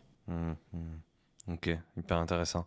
Bon, si on remonte un petit peu, du coup, on fait dans le sens inverse. Bon, moi, je connais plus pour la côte-rôtie que le nom est connu pour la côte-rôtie davantage que pour la Champine, même si on goûtera. J'imagine que c'est très bon, mais voilà, on va dire dans l'imaginaire un peu, que dès qu'on s'intéresse un peu au vin, Gerin en côte-rôtie, c'est un nom important. Moi, j'ai une question simple. Pourquoi? Est-ce que tu peux nous raconter un petit peu ce qui s'est passé ici? Eh ben, donc, voilà, le domaine comme il existe aujourd'hui, c'est mes parents qui l'ont créé, 87, c'est leur premier millésime au nom de mon père. Mais les générations d'avant, elles étaient déjà vigneronnes. Mon grand-père, il faisait déjà pas mal de bouteilles, donc Alfred. Mon arrière-grand-père, Marcel, il en faisait aussi, moins, parce qu'eux, ils étaient aussi quand même maraîchers, arboriculteurs, vignerons. Et mon grand-père, donc Alfred, lui, il était vigneron, quand même pas mal. Il avait monté un domaine qui était quand même assez important et qui faisait pas mal de vin, où il exportait du vin aux États-Unis, où l'importateur qu'on a maintenant, on l'a rencontré parce qu'il travaillait avec mon grand-père à l'époque. Enfin, Tu vois, en plus, il y a des trucs qui se sont liés. Et donc, mon grand-père, comme disait mon frère, il était aussi politique. Il a été maire d'Ampuis pendant longtemps. Il a été sénateur. Il a été président du conseil régional. Donc, c'était une autre vie qui l'a passionné beaucoup. À une époque où la politique était pas la même qu'aujourd'hui, je vais parler dans les villages, où il y avait, à Ampuis, il y avait peut-être moins de 2000 habitants à l'époque. Il y avait 3 listes pour devenir maire. Donc, aujourd'hui, il n'y a qu'une seule liste parce que c'est difficile de trouver des gens qui ont envie de s'investir, tout ça. À l'époque, il y avait vraiment il y avait un peu de la bataille, de la guerre. Donc, mon grand-père, il était connu dans tout le département, la région, sur Paris, au Sénat. Enfin, voilà, il avait un vrai rôle. Donc, déjà, de là, donc on est après la Deuxième Guerre mondiale, là, ouais, on est ouais. dans les années 50... 70, même un peu plus tard, ouais, ok. Ouais. Et tu vois, il a marié mes parents en 83. Il était maire encore à cette époque-là, donc les années 70-80. Et par exemple, vu que lui aussi c'était un amoureux de cet endroit, il a toujours défendu l'agriculture, la viticulture, la vallée du Rhône et encore plus Côte-Rôtie quand il avait, quand il était sénateur, tout ça. La grosse majorité des routes qu'on a aujourd'hui qui mènent dans les coteaux, par exemple celle qu'on a prise tout à l'heure pour aller à la Vialière, il les a fait goudronner quand il était maire, sénateur, parce qu'à l'époque il y avait des subventions pour le faire, que pas grand monde les utilisait. Et quand il l'a fait, il y en a qui se demandaient pourquoi, parce que sur les hauteurs, il n'y avait pas grand monde. Les gens, ils voyaient pas grand intérêt. Il n'y avait pas autant de vignes qu'il y en a aujourd'hui. Donc, voilà, mon grand-père, il s'est fait un nom en se faisant pas que des amis. Parce qu'en politique, voilà. Et puis, ouais, c'était une époque où c'était quand même, je pense, pour avoir entendu les histoires, tout ça, où ça pouvait être un peu violent même. Et puis voilà, mon père, il a travaillé un moment avec mon grand-père sur le domaine que mon grand-père avait. Et pour plein de raisons différentes. Donc c'était un domaine en polyculture avec encore des fruits. Ouais, mais surtout de la vigne quand même. Surtout de la vigne. Et puis ils avaient quand même réussi. Enfin, mon grand-père avait monté un domaine avec pas mal de vignes. Et puis pour plein de raisons différentes, ils ont dû s'en séparer, donc ils l'ont vendu. Et c'est à ce moment-là où mon père a recommencé vraiment tout seul. Donc mon grand-père était toujours dans les parages quand même, il était toujours là. Mais c'est à ce moment-là où il met son nom sur la bouteille, où il recrée un truc en partant de 1 hectare qu'il avait racheté à mon arrière-grand-père. Voilà, parce que tu disais que ton arrière-grand-père faisait déjà de la bouteille, ne vendait pas à Guigal ou à je sais pas qui. Ouais. Donc, et ça, c'était vendu sous le nom du domaine, du coup. Ouais, il y avait un domaine ici. C'est ça. On a encore ici, là où on est, c'était l'entrée. Et donc, ce qu'on a vu tout à l'heure, la cave en bas, qui est notre cave perso. Où il y a les vieux. C'est là où ils vinifiaient. Et donc, c'était pas le domaine Jean-Michel Jurin, c'était le domaine Marcel Jurin. Ouais, okay. On a encore des étiquettes. Mais qui n'est pas la même entité. Non. En fait, à l'époque, lui, il avait quasiment que les grandes places. Donc là où on est allé tout à l'heure aussi dans les vignes. Donc ça, c'est vraiment la partie historique. Si on parle de vignes, c'est ça, c'est les grandes places, parce que ça a été planté entre les années 60, la vieille vigne qu'on a vue, qui est de 1924, qui a été plantée par l'arrière-grand-père. Mais ouais, eux, ils étaient maraîchers, arboriculteurs, vignerons. Ils faisaient du vin, ils en faisaient en bouteille, ils en ont gardé. Donc en bas, on a des bouteilles des années 80. Donc ça, c'est mon grand-père, 70, 60. Quelques bouteilles des années 50. Et il reste une bouteille de 47. C'est la plus vieille qu'on ait du domaine. Donc il y en avait plusieurs. Mon père en a déjà bu pas mal. Nous, on n'a jamais eu l'occasion. Mais il en reste une. Et on devrait la boire en 2025, on devrait la boire dans 2 ans. C'est l'année de naissance d'une de mes tantes, dont une des sœurs de mon père. Et donc dans 2 ans, elle aura 80 ans. Donc, ce sera une bonne occasion. Ouais, normalement c'est prévu, comme ça. Ok, top. Et donc ton père arrive, et c'est là où après, là, quand ton père arrive et a de l'ambition, tu vas nous raconter, c'est là où il y a un moment d'histoire qui s'accélère, et c'est là le moment où c'est passionnant en fait. Donc ton père, lui, récupère un domaine surtout en vigne. Ouais, il récupère 1 hectare, donc il rachète à mon grand-père. Ça, il l'avait racheté en 83. Ouais. Donc, au début, il l'a exploité avec mon grand-père, et puis après, il est reparti de là. Et en même temps, dans les années 80, déjà, il commence avec ce qu'il gagne un peu de côté, ce qu'il a comme argent, pas grand-chose. Il rachète des friches, des terres, il commence à replanter. Quand on parle de friches, c'est des friches en côte-rôtie. Ouais. En appellation côte-rôtie.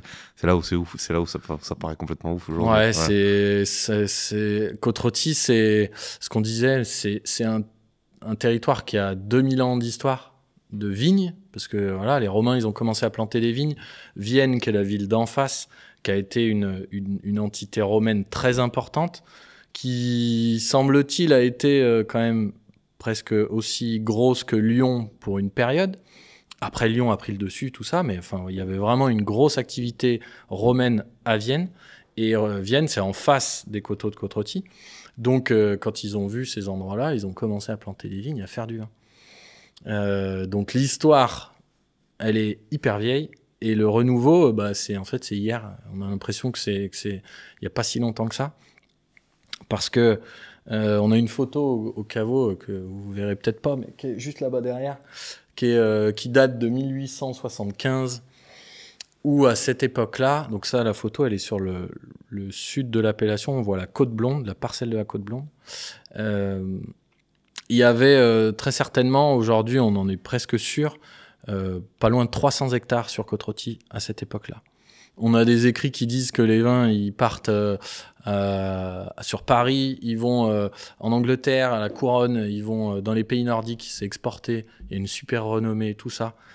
Et en fait, derrière, il y a le phylloxéra, qui, pareil, avec les recherches qui ont été faites, semble pas avoir été le problème majoritaire.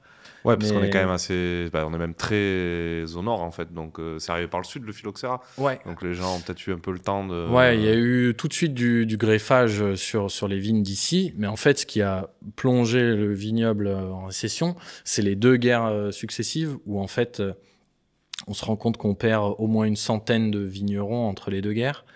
À cette époque-là, comme dans plein de régions françaises, hein, ça a été le cas, hein. La priorité, c'est quand même pas de faire du vin, c'est plutôt de manger, de gagner un peu des sous et voilà, de faire vivre sa famille. Et Ampuis a toujours été un territoire agricole qui a toujours fonctionné, que ce soit par la vigne, par le maraîchage. C'est toujours vrai aujourd'hui, le maraîchage, il est toujours assez présent sur Ampuis. Quand on se balade, on voit les serres et tout. Et donc, il y a eu une période où les coteaux étaient délaissés parce que pendant les guerres, il n'y avait plus grand monde pour s'en occuper. Alors que c'est très consommateur d'hommes, ça doit exactement, être lié à ça. Encore plus avant qu'aujourd'hui, où on a quand même... un peu mécanisé des trucs et tout. Ouais, quand le grand-père racontait comment il faisait à l'époque, aujourd'hui on s'estime heureux d'avoir quand même un peu plus de facilité. Et donc c'est tombé en désuétude, fin de la Seconde Guerre mondiale, on se retrouve avec un vignoble où il y a une 50aine d'hectares. Donc on en a perdu... 250. Ouais. Sur une aire d'appellation qui fait quoi, un peu plus que 300. Ouais, aujourd'hui on est revenu à 300, je crois que cette année c'est 340. Il en reste encore un peu. Il y a la zone géographique, il me semble qu'elle fait au moins 550. Mais en fait, dans cette zone qui est définie appellation, il y a tout un tas d'endroits qui sont, comme on disait aussi, en zone boisée. Donc, qui sont des combes inaccessibles, difficilement plantables et donc qu'aujourd'hui on ne peut plus toucher.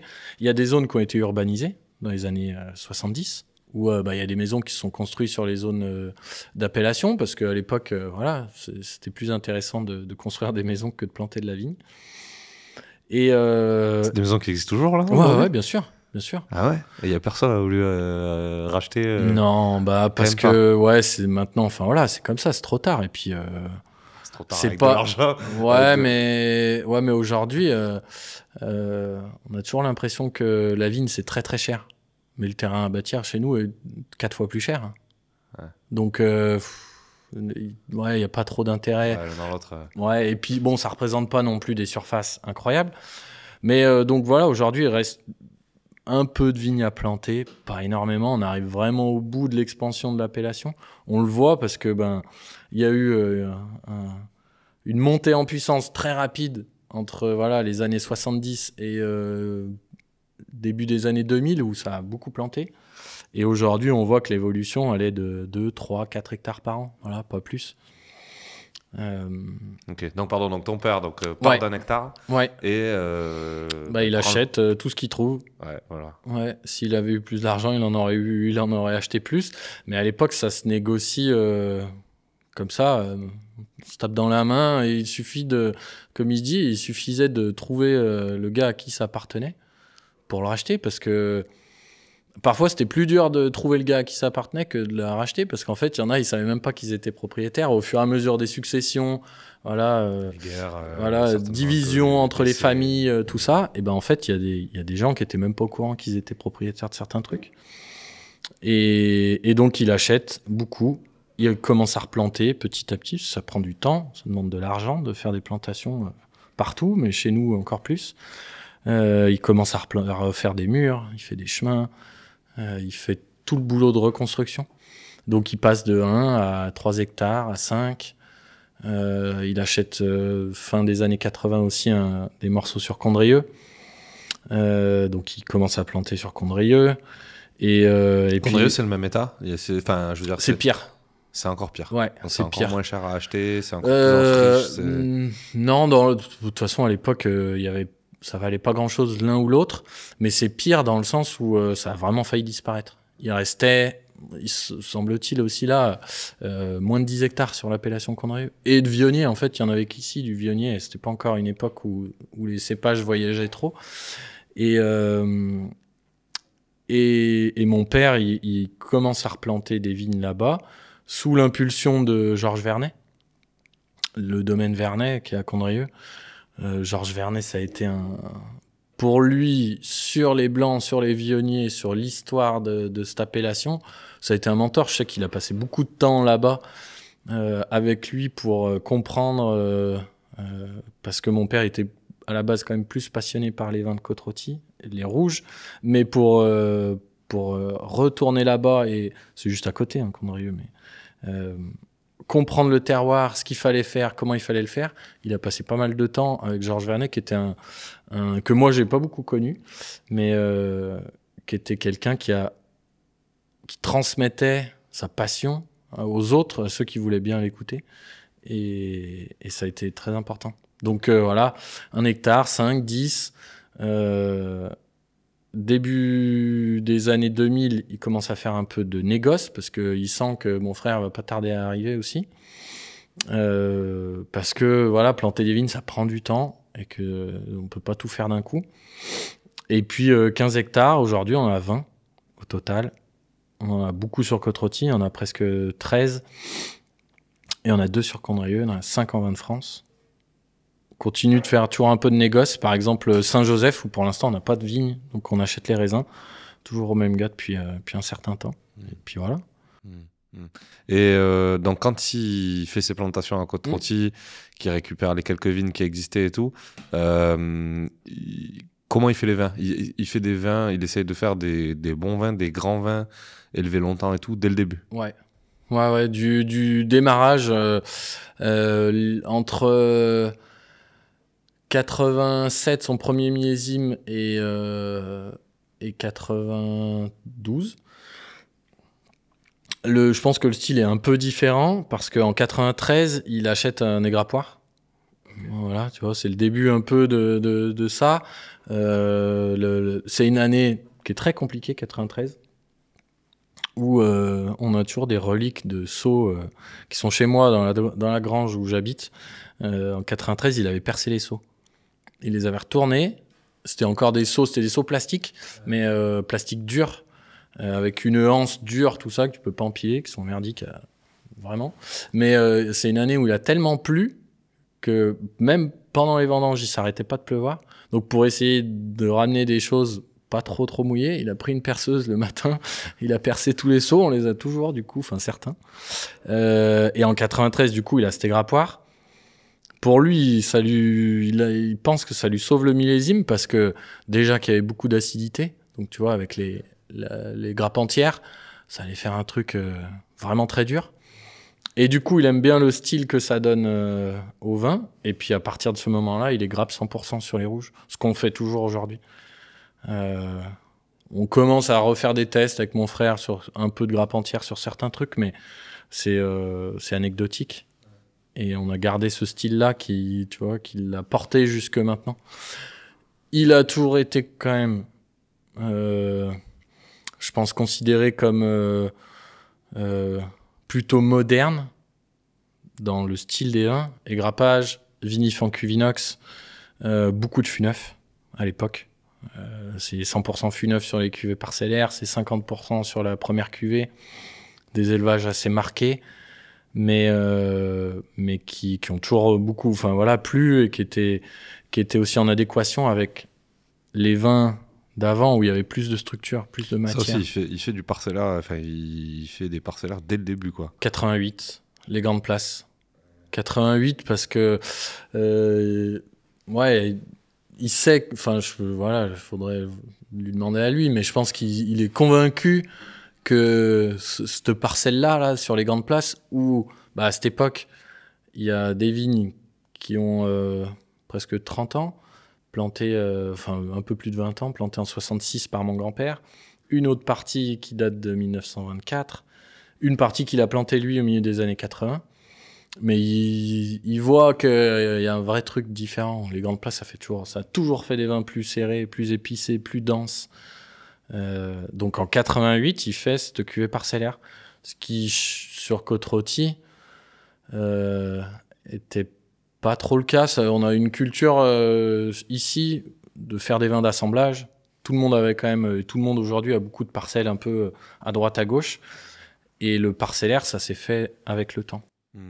Et comment cette démarche qualitative là, comment elle prend, comment aussi Côte-Rôtie ça devient quasi cette marque là, tu sais, qualitative et parce que c'est ouf quoi. C'est ça, c'est l'histoire accélérée, tu sais, ce truc là.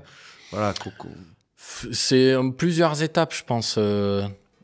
Les années 70, fin 70, où il y a un début de redémarrage. 80 où il y a certains jeunes comme mon père qui reviennent, qui commencent à racheter des terres, à replanter, mais donc il n'est pas tout seul, hein. Il y a des domaines historiques qui ont jamais dépéri, je pense à Jasmin, à Burgos.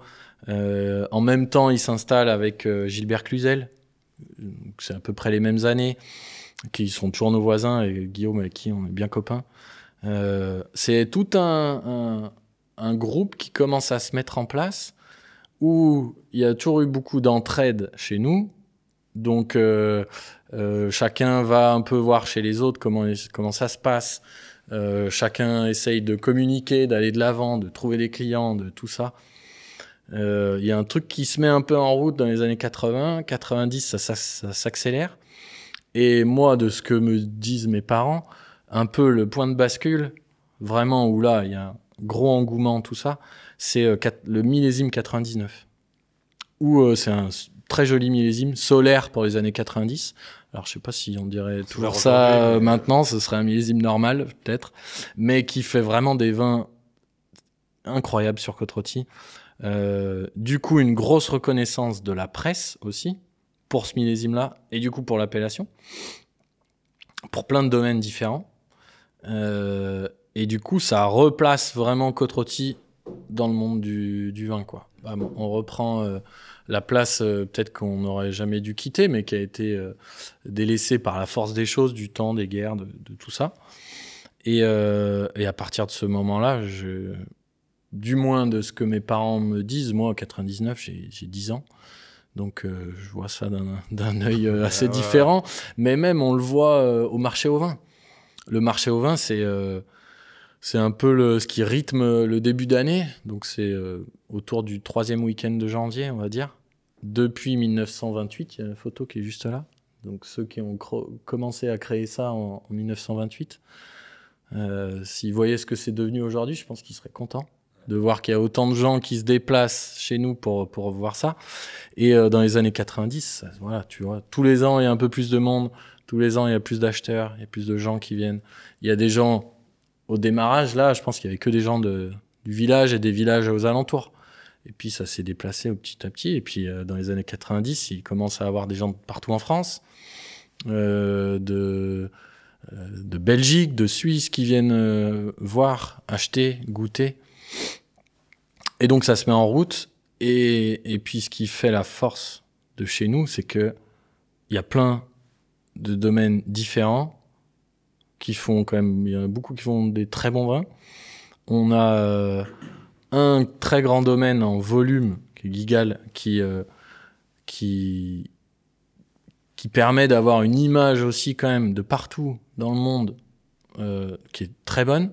Et puis derrière, on est tout un tas de très nombreux à faire plus ou moins de volume, mais à faire de la qualité. Et ça s'est amélioré au fur et à mesure du temps. Ouais, dans ce que tu me dis, c'est les vins qui ont porté, la qualité des vins en fait, qui a porté cette appellation-là. Et le terroir, je pense. Ouais, voilà, la qualité des vins due au fait qu'a priori, oui, enfin maintenant on en est sûr. Ici, c'est un peu fait pour faire du vin, quoi. Et dès le début, pareil, la situation particulière de ce vignoble qui fait qu'il est très consommateur d'hommes à la vigne pour y travailler. J'imagine que dès le début, les placements, enfin, tu vois, c'est des vins assez chers dès le début. Et est-ce que, alors, tu parles de Guigal, c'est intéressant, qui des fois a une image, voilà, c'est un peu comme j'en parlais dans Champagne avec des vignerons en Champagne qui disent oui, Bernard Arnault, Louis Vuitton et tout, on peut dire ce qu'on veut. À un moment donné, quand même. Il te crée une image qui, à un moment donné, sert aussi jusqu'aux petits producteurs qui ont 1,5 hectare et voilà. Et c'est ça, c'est la qualité des vins, malgré des prix assez hauts, qui en fait a réussi à séduire la presse, les restos, les trucs. Et par là, c'est rentré, quoi. Et les gens ont compris. Et au démarrage, les prix sont quand même... ils partent de très bas, hein. Certes, c'est des vins chers quand on compare peut-être à d'autres appellations, mais par rapport à ce que c'est aujourd'hui, forcément. Où on est à ce moment-là, genre Saint-Joseph et tout, c'est déjà beaucoup plus planté, beaucoup plus exploité. Non, ça se redéveloppe aussi. Ouais. Toute la vallée du Rhône-Nord, on repart de pas grand-chose parce que Saint-Jean, ça ressemble quand même beaucoup à ce qu'on a chez nous. Saint-Jean, il y a aussi des parties un peu plus plates, on va dire, mais il y a quand même énormément de coteaux. Donc la problématique est la même. Où ça a été abandonné, petit, regrossi au fur et à mesure du temps. Et au démarrage, ils sont obligés de démarrer avec des prix vraiment bas pour vendre du vin. Ça permet pas d'investir et de faire ce qu'ils voudraient faire. Mais il faut partir de là et puis au fur et à mesure monter un petit peu dans les prix parce que aujourd'hui les prix ça permet que nous on gagne notre vie correctement, voilà, ça c'est une chose, mais qu'on puisse avoir une équipe qui bosse avec nous, qui est fidèle, parce qu'on essaye de les rémunérer comme il faut, d'avoir, mais ce qui compte c'est d'avoir du matériel qui marche bien.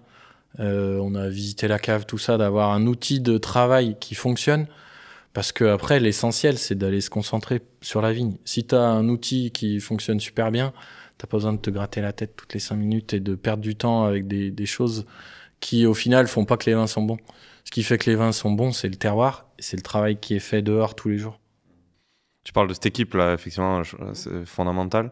Vous avez fait des démarches, genre de les intéresser, de leur d'ouvrir le capital, pour leur donner...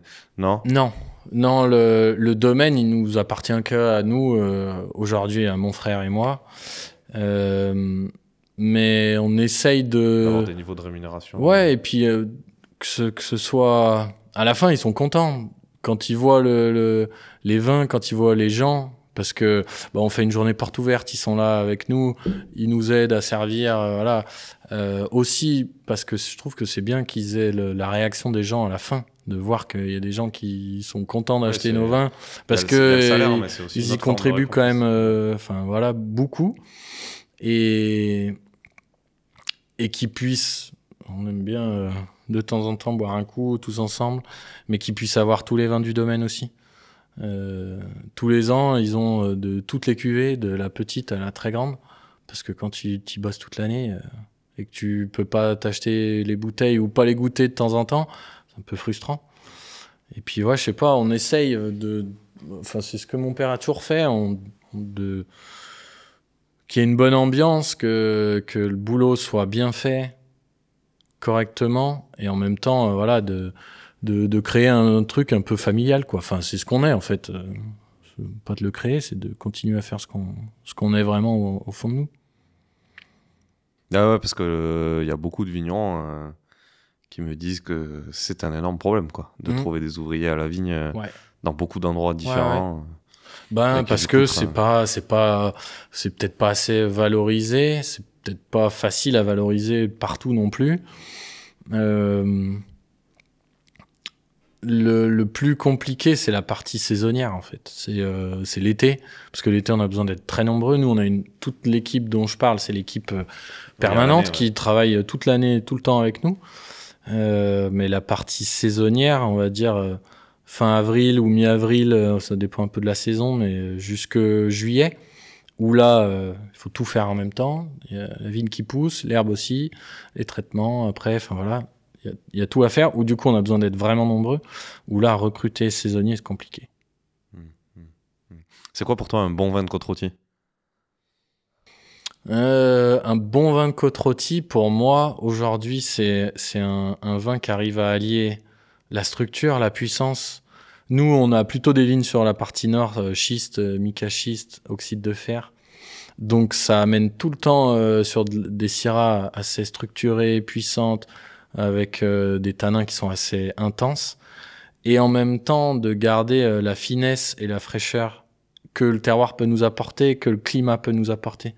Donc ouais, pour moi c'est ça, c'est essayer de trouver l'équilibre entre la structure et la finesse qu'on peut avoir ici.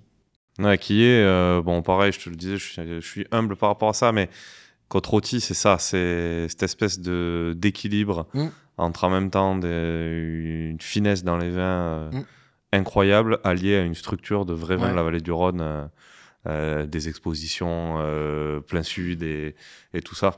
C'est ça qui, quand on goûte aujourd'hui, c'est assez fou, c'est assez unique. Et est-ce que les vins de Côte-Rôtie que vous faites, on sait aujourd'hui, on garde moins les vins. Alors peut-être ça vous touche un peu moins, parce qu'effectivement, clientèle de beaucoup de restos et tout. Mais on garde moins les vins et tout quand même dans l'ensemble.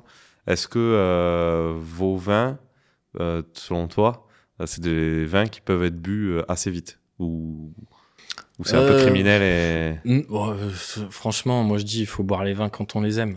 Ça, c'est la règle de base. Si les gens, ils aiment boire les vins sur la jeunesse, sur ce côté, voilà, forcément, il y aura plus de puissance, de structure, de tanin en fonction des cuvées qu'on fait, enfin, là, les parcellaires.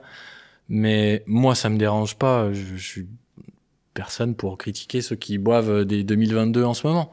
Parce que, après, c'est une histoire assez personnelle. Nous, on a toujours été éduqués avec des vieux vins parce qu'il y en avait plein la cave. Il y en a toujours. Donc on a aussi cette éducation-là sur des vins qui traversent le temps. Et aujourd'hui, il y a des gens qui, en goûtent jamais, des vins qui sont vieux. Du coup, quand ils en boivent, ils trouvent ça un peu bizarre. Ils ont souvent pas le temps, pas la place. Ils habitent en ville, ils ont pas de cave. Donc boire un 2017, c'est un vieux millésime, quoi.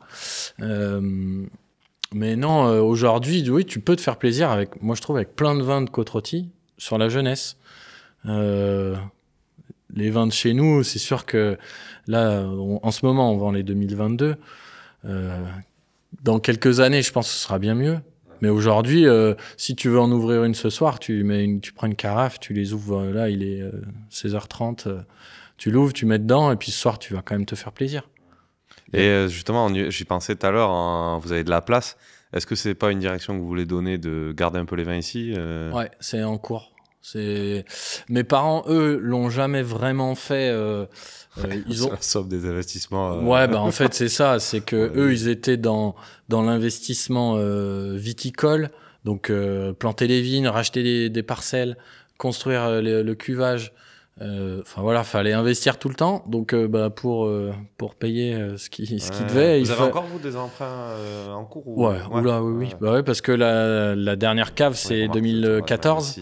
Enfin voilà, en fait il faut jamais s'arrêter d'investir. Après aujourd'hui on a décidé de ce qu'on disait tout à l'heure, de plus trop grossir en termes de surface et du coup de vin. et que l'investissement que eux ils mettaient dans ce côté-là, nous, ça fait quelques années qu'on le met dans les vins. Donc tous les ans, on en met de côté. Bon, faut pas le dire trop. Personne Non, écoute. personne écoute. Mais à terme, le but, c'est de faire comme certains domaines où je trouve que c'est génial, où tu t'achètes le millésime qui sort. Voilà, par exemple, cette année 22. Et en même temps, on te propose un millésime qui a entre 7 et 10 ans. En petit volume, parce qu'on peut pas en garder la moitié, hein, c'est compliqué. Mais d'essayer d'aller dans ce sens-là.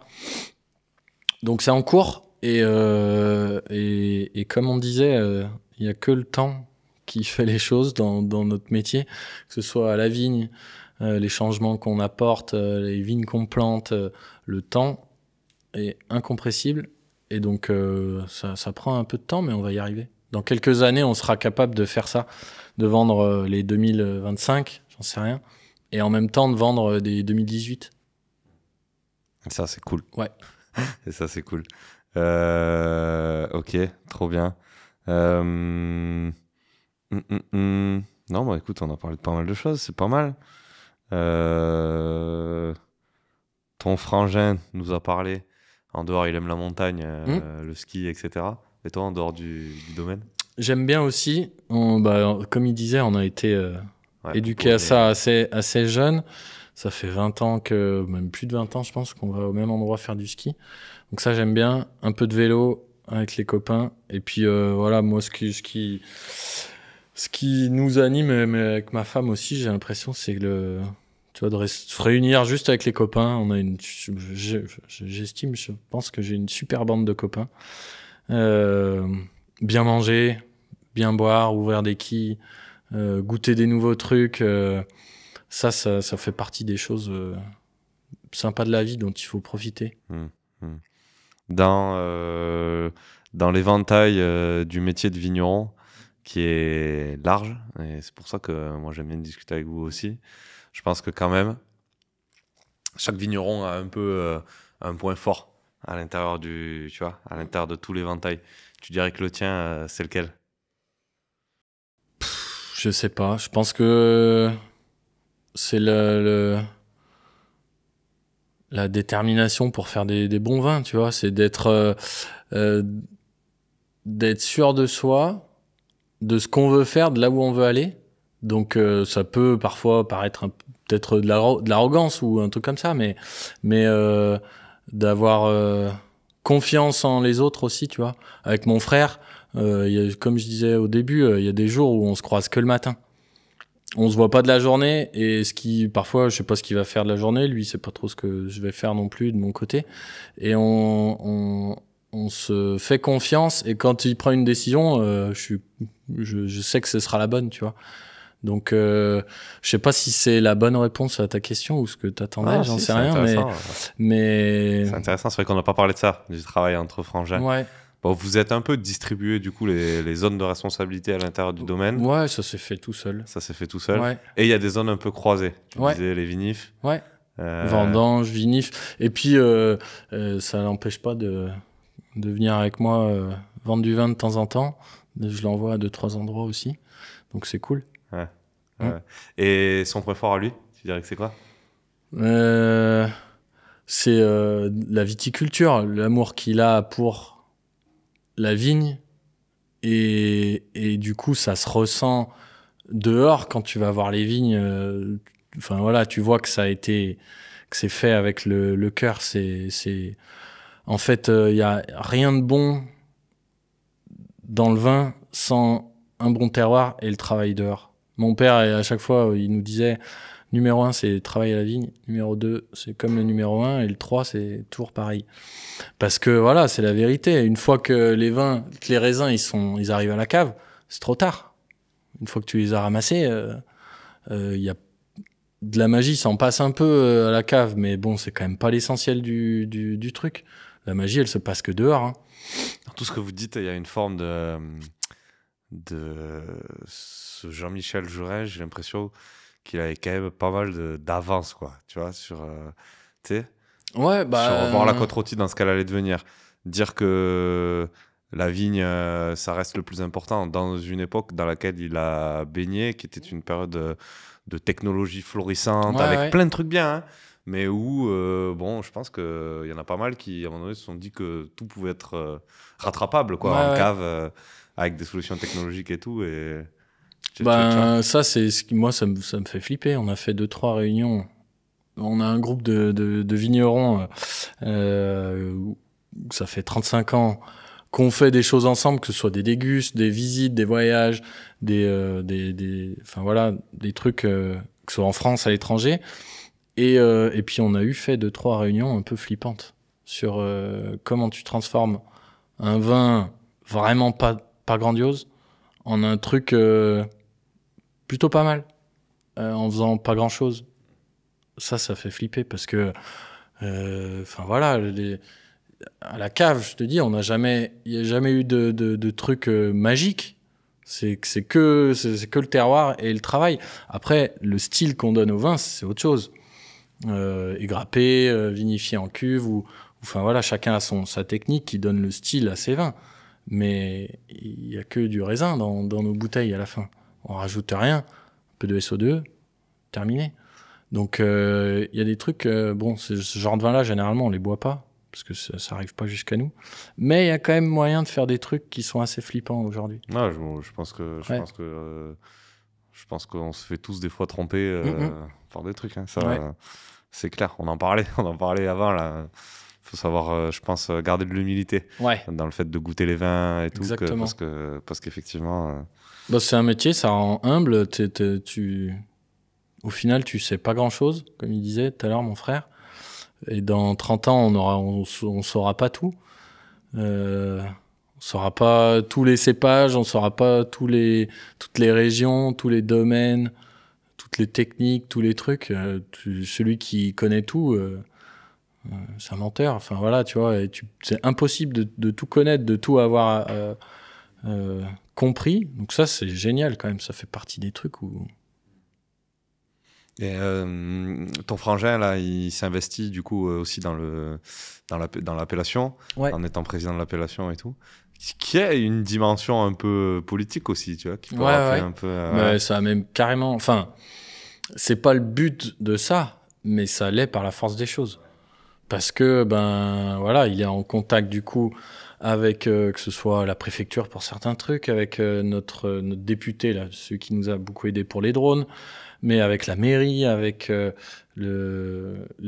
l'agglo. Donc, ça a une dimension politique où parfois, je pense qu'il faut savoir peser ses mots et tout. C'est peut-être pas sa plus grande qualité, parce qu'il a, il a tendance à dire ce qu'il pense. Mais ça ira pas plus loin que ça. Et toi, ça te fait pas envie de t'investir un peu là-dedans? Moi, du coup, je fais partie du conseil d'administration aussi, mais c'est hyper chronophage comme truc. Là, mon frère, il l'a fait pendant 10 ans, il va encore le faire, je crois, encore pour 2 ans. Et nous, on donne toujours beaucoup de notre temps pour l'appellation, quand il y a le marché au vin, par exemple, enfin plein d'actions qu'on essaye de faire, où on essaye de donner beaucoup de notre temps. Mais je sais pas, peut-être que ça viendra un peu plus tard, j'en sais rien. On verra. Et dans le fait d'être deux, et donc d'être deux têtes, il y a plein d'avantages. Bon, moi, je vous perçois pas comme ça. C'est plus, il y a aussi une partie de la lumière que tu partages. Ouais. Une partie de la lumière, une partie de la reconnaissance, etc. Est-ce que ça, à des moments, c'est pas une petite difficulté, notamment en étant le petit frère, qui peut-être... Moi, perso, ça m'a jamais dérangé. Après, vu que mon frère, il est président de Côte-Rôtie, il est toujours amené à être le journal qui veut l'interviewer sur un machin, France 3 Rhône-Alpes ou je sais pas quoi. Franchement, ça me dérange pas du tout. Je préfère... je lui laisse avec grand plaisir. J'ai pas de problème d'ego. Tu vois, comme on disait tout à l'heure, c'est toujours le nom de nos parents, enfin de mon père surtout. Ma mère, elle a toujours été en retrait d'elle-même. Elle aime pas du tout se mettre en avant non plus. toujours le nom de mon père qui est sur les bouteilles. Et ouais, je m'en fous. Enfin voilà, le but c'est que les vins soient bons et que mettre notre nom, peut-être qu'un jour on le fera, j'en sais rien. Faut jamais dire jamais, mais on fait pas non plus ce métier pour la reconnaissance. Enfin, tu vois, la reconnaissance elle est dans les vins. Après, les hommes qu'il y a derrière ou les femmes, c'est très bien, mais même pas trop la lumière. Là, il y en a deux qui. On n'a pas trop l'habitude de ça, tu vois. Tu vois, finalement, j'ai la position un peu confortable. Je suis au truc. Et ok, trop cool. Une petite curiosité aussi. En préparant l'épisode, j'ai ouvert la revue du vin de France. Tu viens me dire, c'est potentiellement un sujet un peu touchy. Et l'article, c'est, je sais plus, le domaine Géren nous a pas fait parvenir les vins ou je sais pas quoi. Ouais. C'est. Non, on n'envoie plus d'échantillons depuis longtemps. Parce que en plus souvent c'était mon père qui avait décidé, je lui ai déjà quand même un sacré bout de temps de ça, que déjà les vins en élevage c'était terminé, on n'enverrait plus de vins en élevage parce que c'est pas le reflet de ce que ça va être à la fin. Ah, parce qu'ils te demandent, je savais pas ça. Ben, il y a souvent, en fait, pour le nouveau millésime, parfois, tout dépend ce qu'ils veulent déguster. C'est pas toujours vrai, hein, ce que je dis, mais il y avait pas mal d'échantillons qui goûtent toujours en élevage. Et je trouve que c'est toujours un peu dommage. Et on n'est jamais fermé à recevoir qui que ce soit. Tu vois, on a fait récemment un article avec Terre de Vin. Super, on était très content de recevoir le journaliste, après celui qui a fait les photos et tout. Mais envoyer les vins juste pour que ce soit dans une dégustation où on sait pas forcément comment c'est goûté, tout ça, c'est pas trop notre truc. Donc on les accueille avec grand plaisir là. Il y a un super endroit pour déguster. Il faut aussi, on aime bien quand les gens viennent, comme on a fait avec toi, aller voir les vignes. Parce que les vins c'est bien, mais comprendre le terroir, pourquoi, comment, parfois d'aller voir ce qu'on fait vraiment dehors, c'est intéressant. Et donc voilà, l'invitation est lancée. Ok. Comment tu progresses, toi, en tant que vigneron ? En remettant en question un peu ce qu'on fait aujourd'hui et pourquoi on le fait. Pourquoi, par exemple, il y a des choses qu'on fait parce que nos parents le faisaient déjà, que ça fonctionne. Pourquoi on ferait pas différemment ? Qu'est-ce que le changement climatique apporte? Qu'est-ce qui détruit? Qu'est-ce qu'il faut faire pour contrer ça? Je pense qu'on progresse comme ça, en fait, en faisant des évolutions tout le temps, au fur et à mesure. Tu vois, en ce moment, on refait des essais sur de l'élevage avec des chauffes beaucoup moins fortes, voire très faibles. Chose que mon père a jamais fait. Il a toujours fait des chauffes très fortes, ça a toujours bien marché. On se rend compte qu'il y a des trucs qui sont intéressants. Les chauffes, tu parles de la fabrication des... Ouais, des barriques. Ouais, des barriques, ouais. Ouais.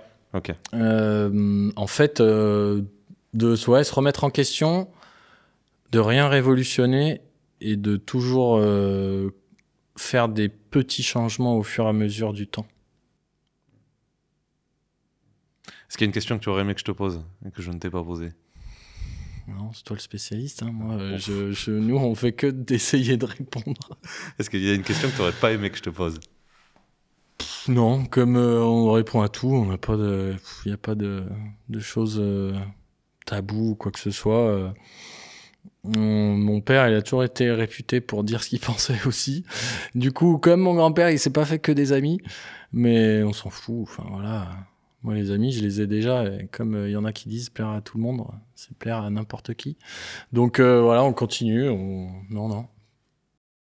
Si je devais aller voir un vigneron dans la démarche qui est la mienne, ça peut être à 500 mètres, ça peut être à l'autre bout de la France, tu me dirais d'aller voir qui ? Eh ben, à 50 mètres. Tu fais 50 mètres en haut, tu vas au domaine Cluzel. Guillaume, qui a mon âge, on est de 89, on a 12 jours d'écart.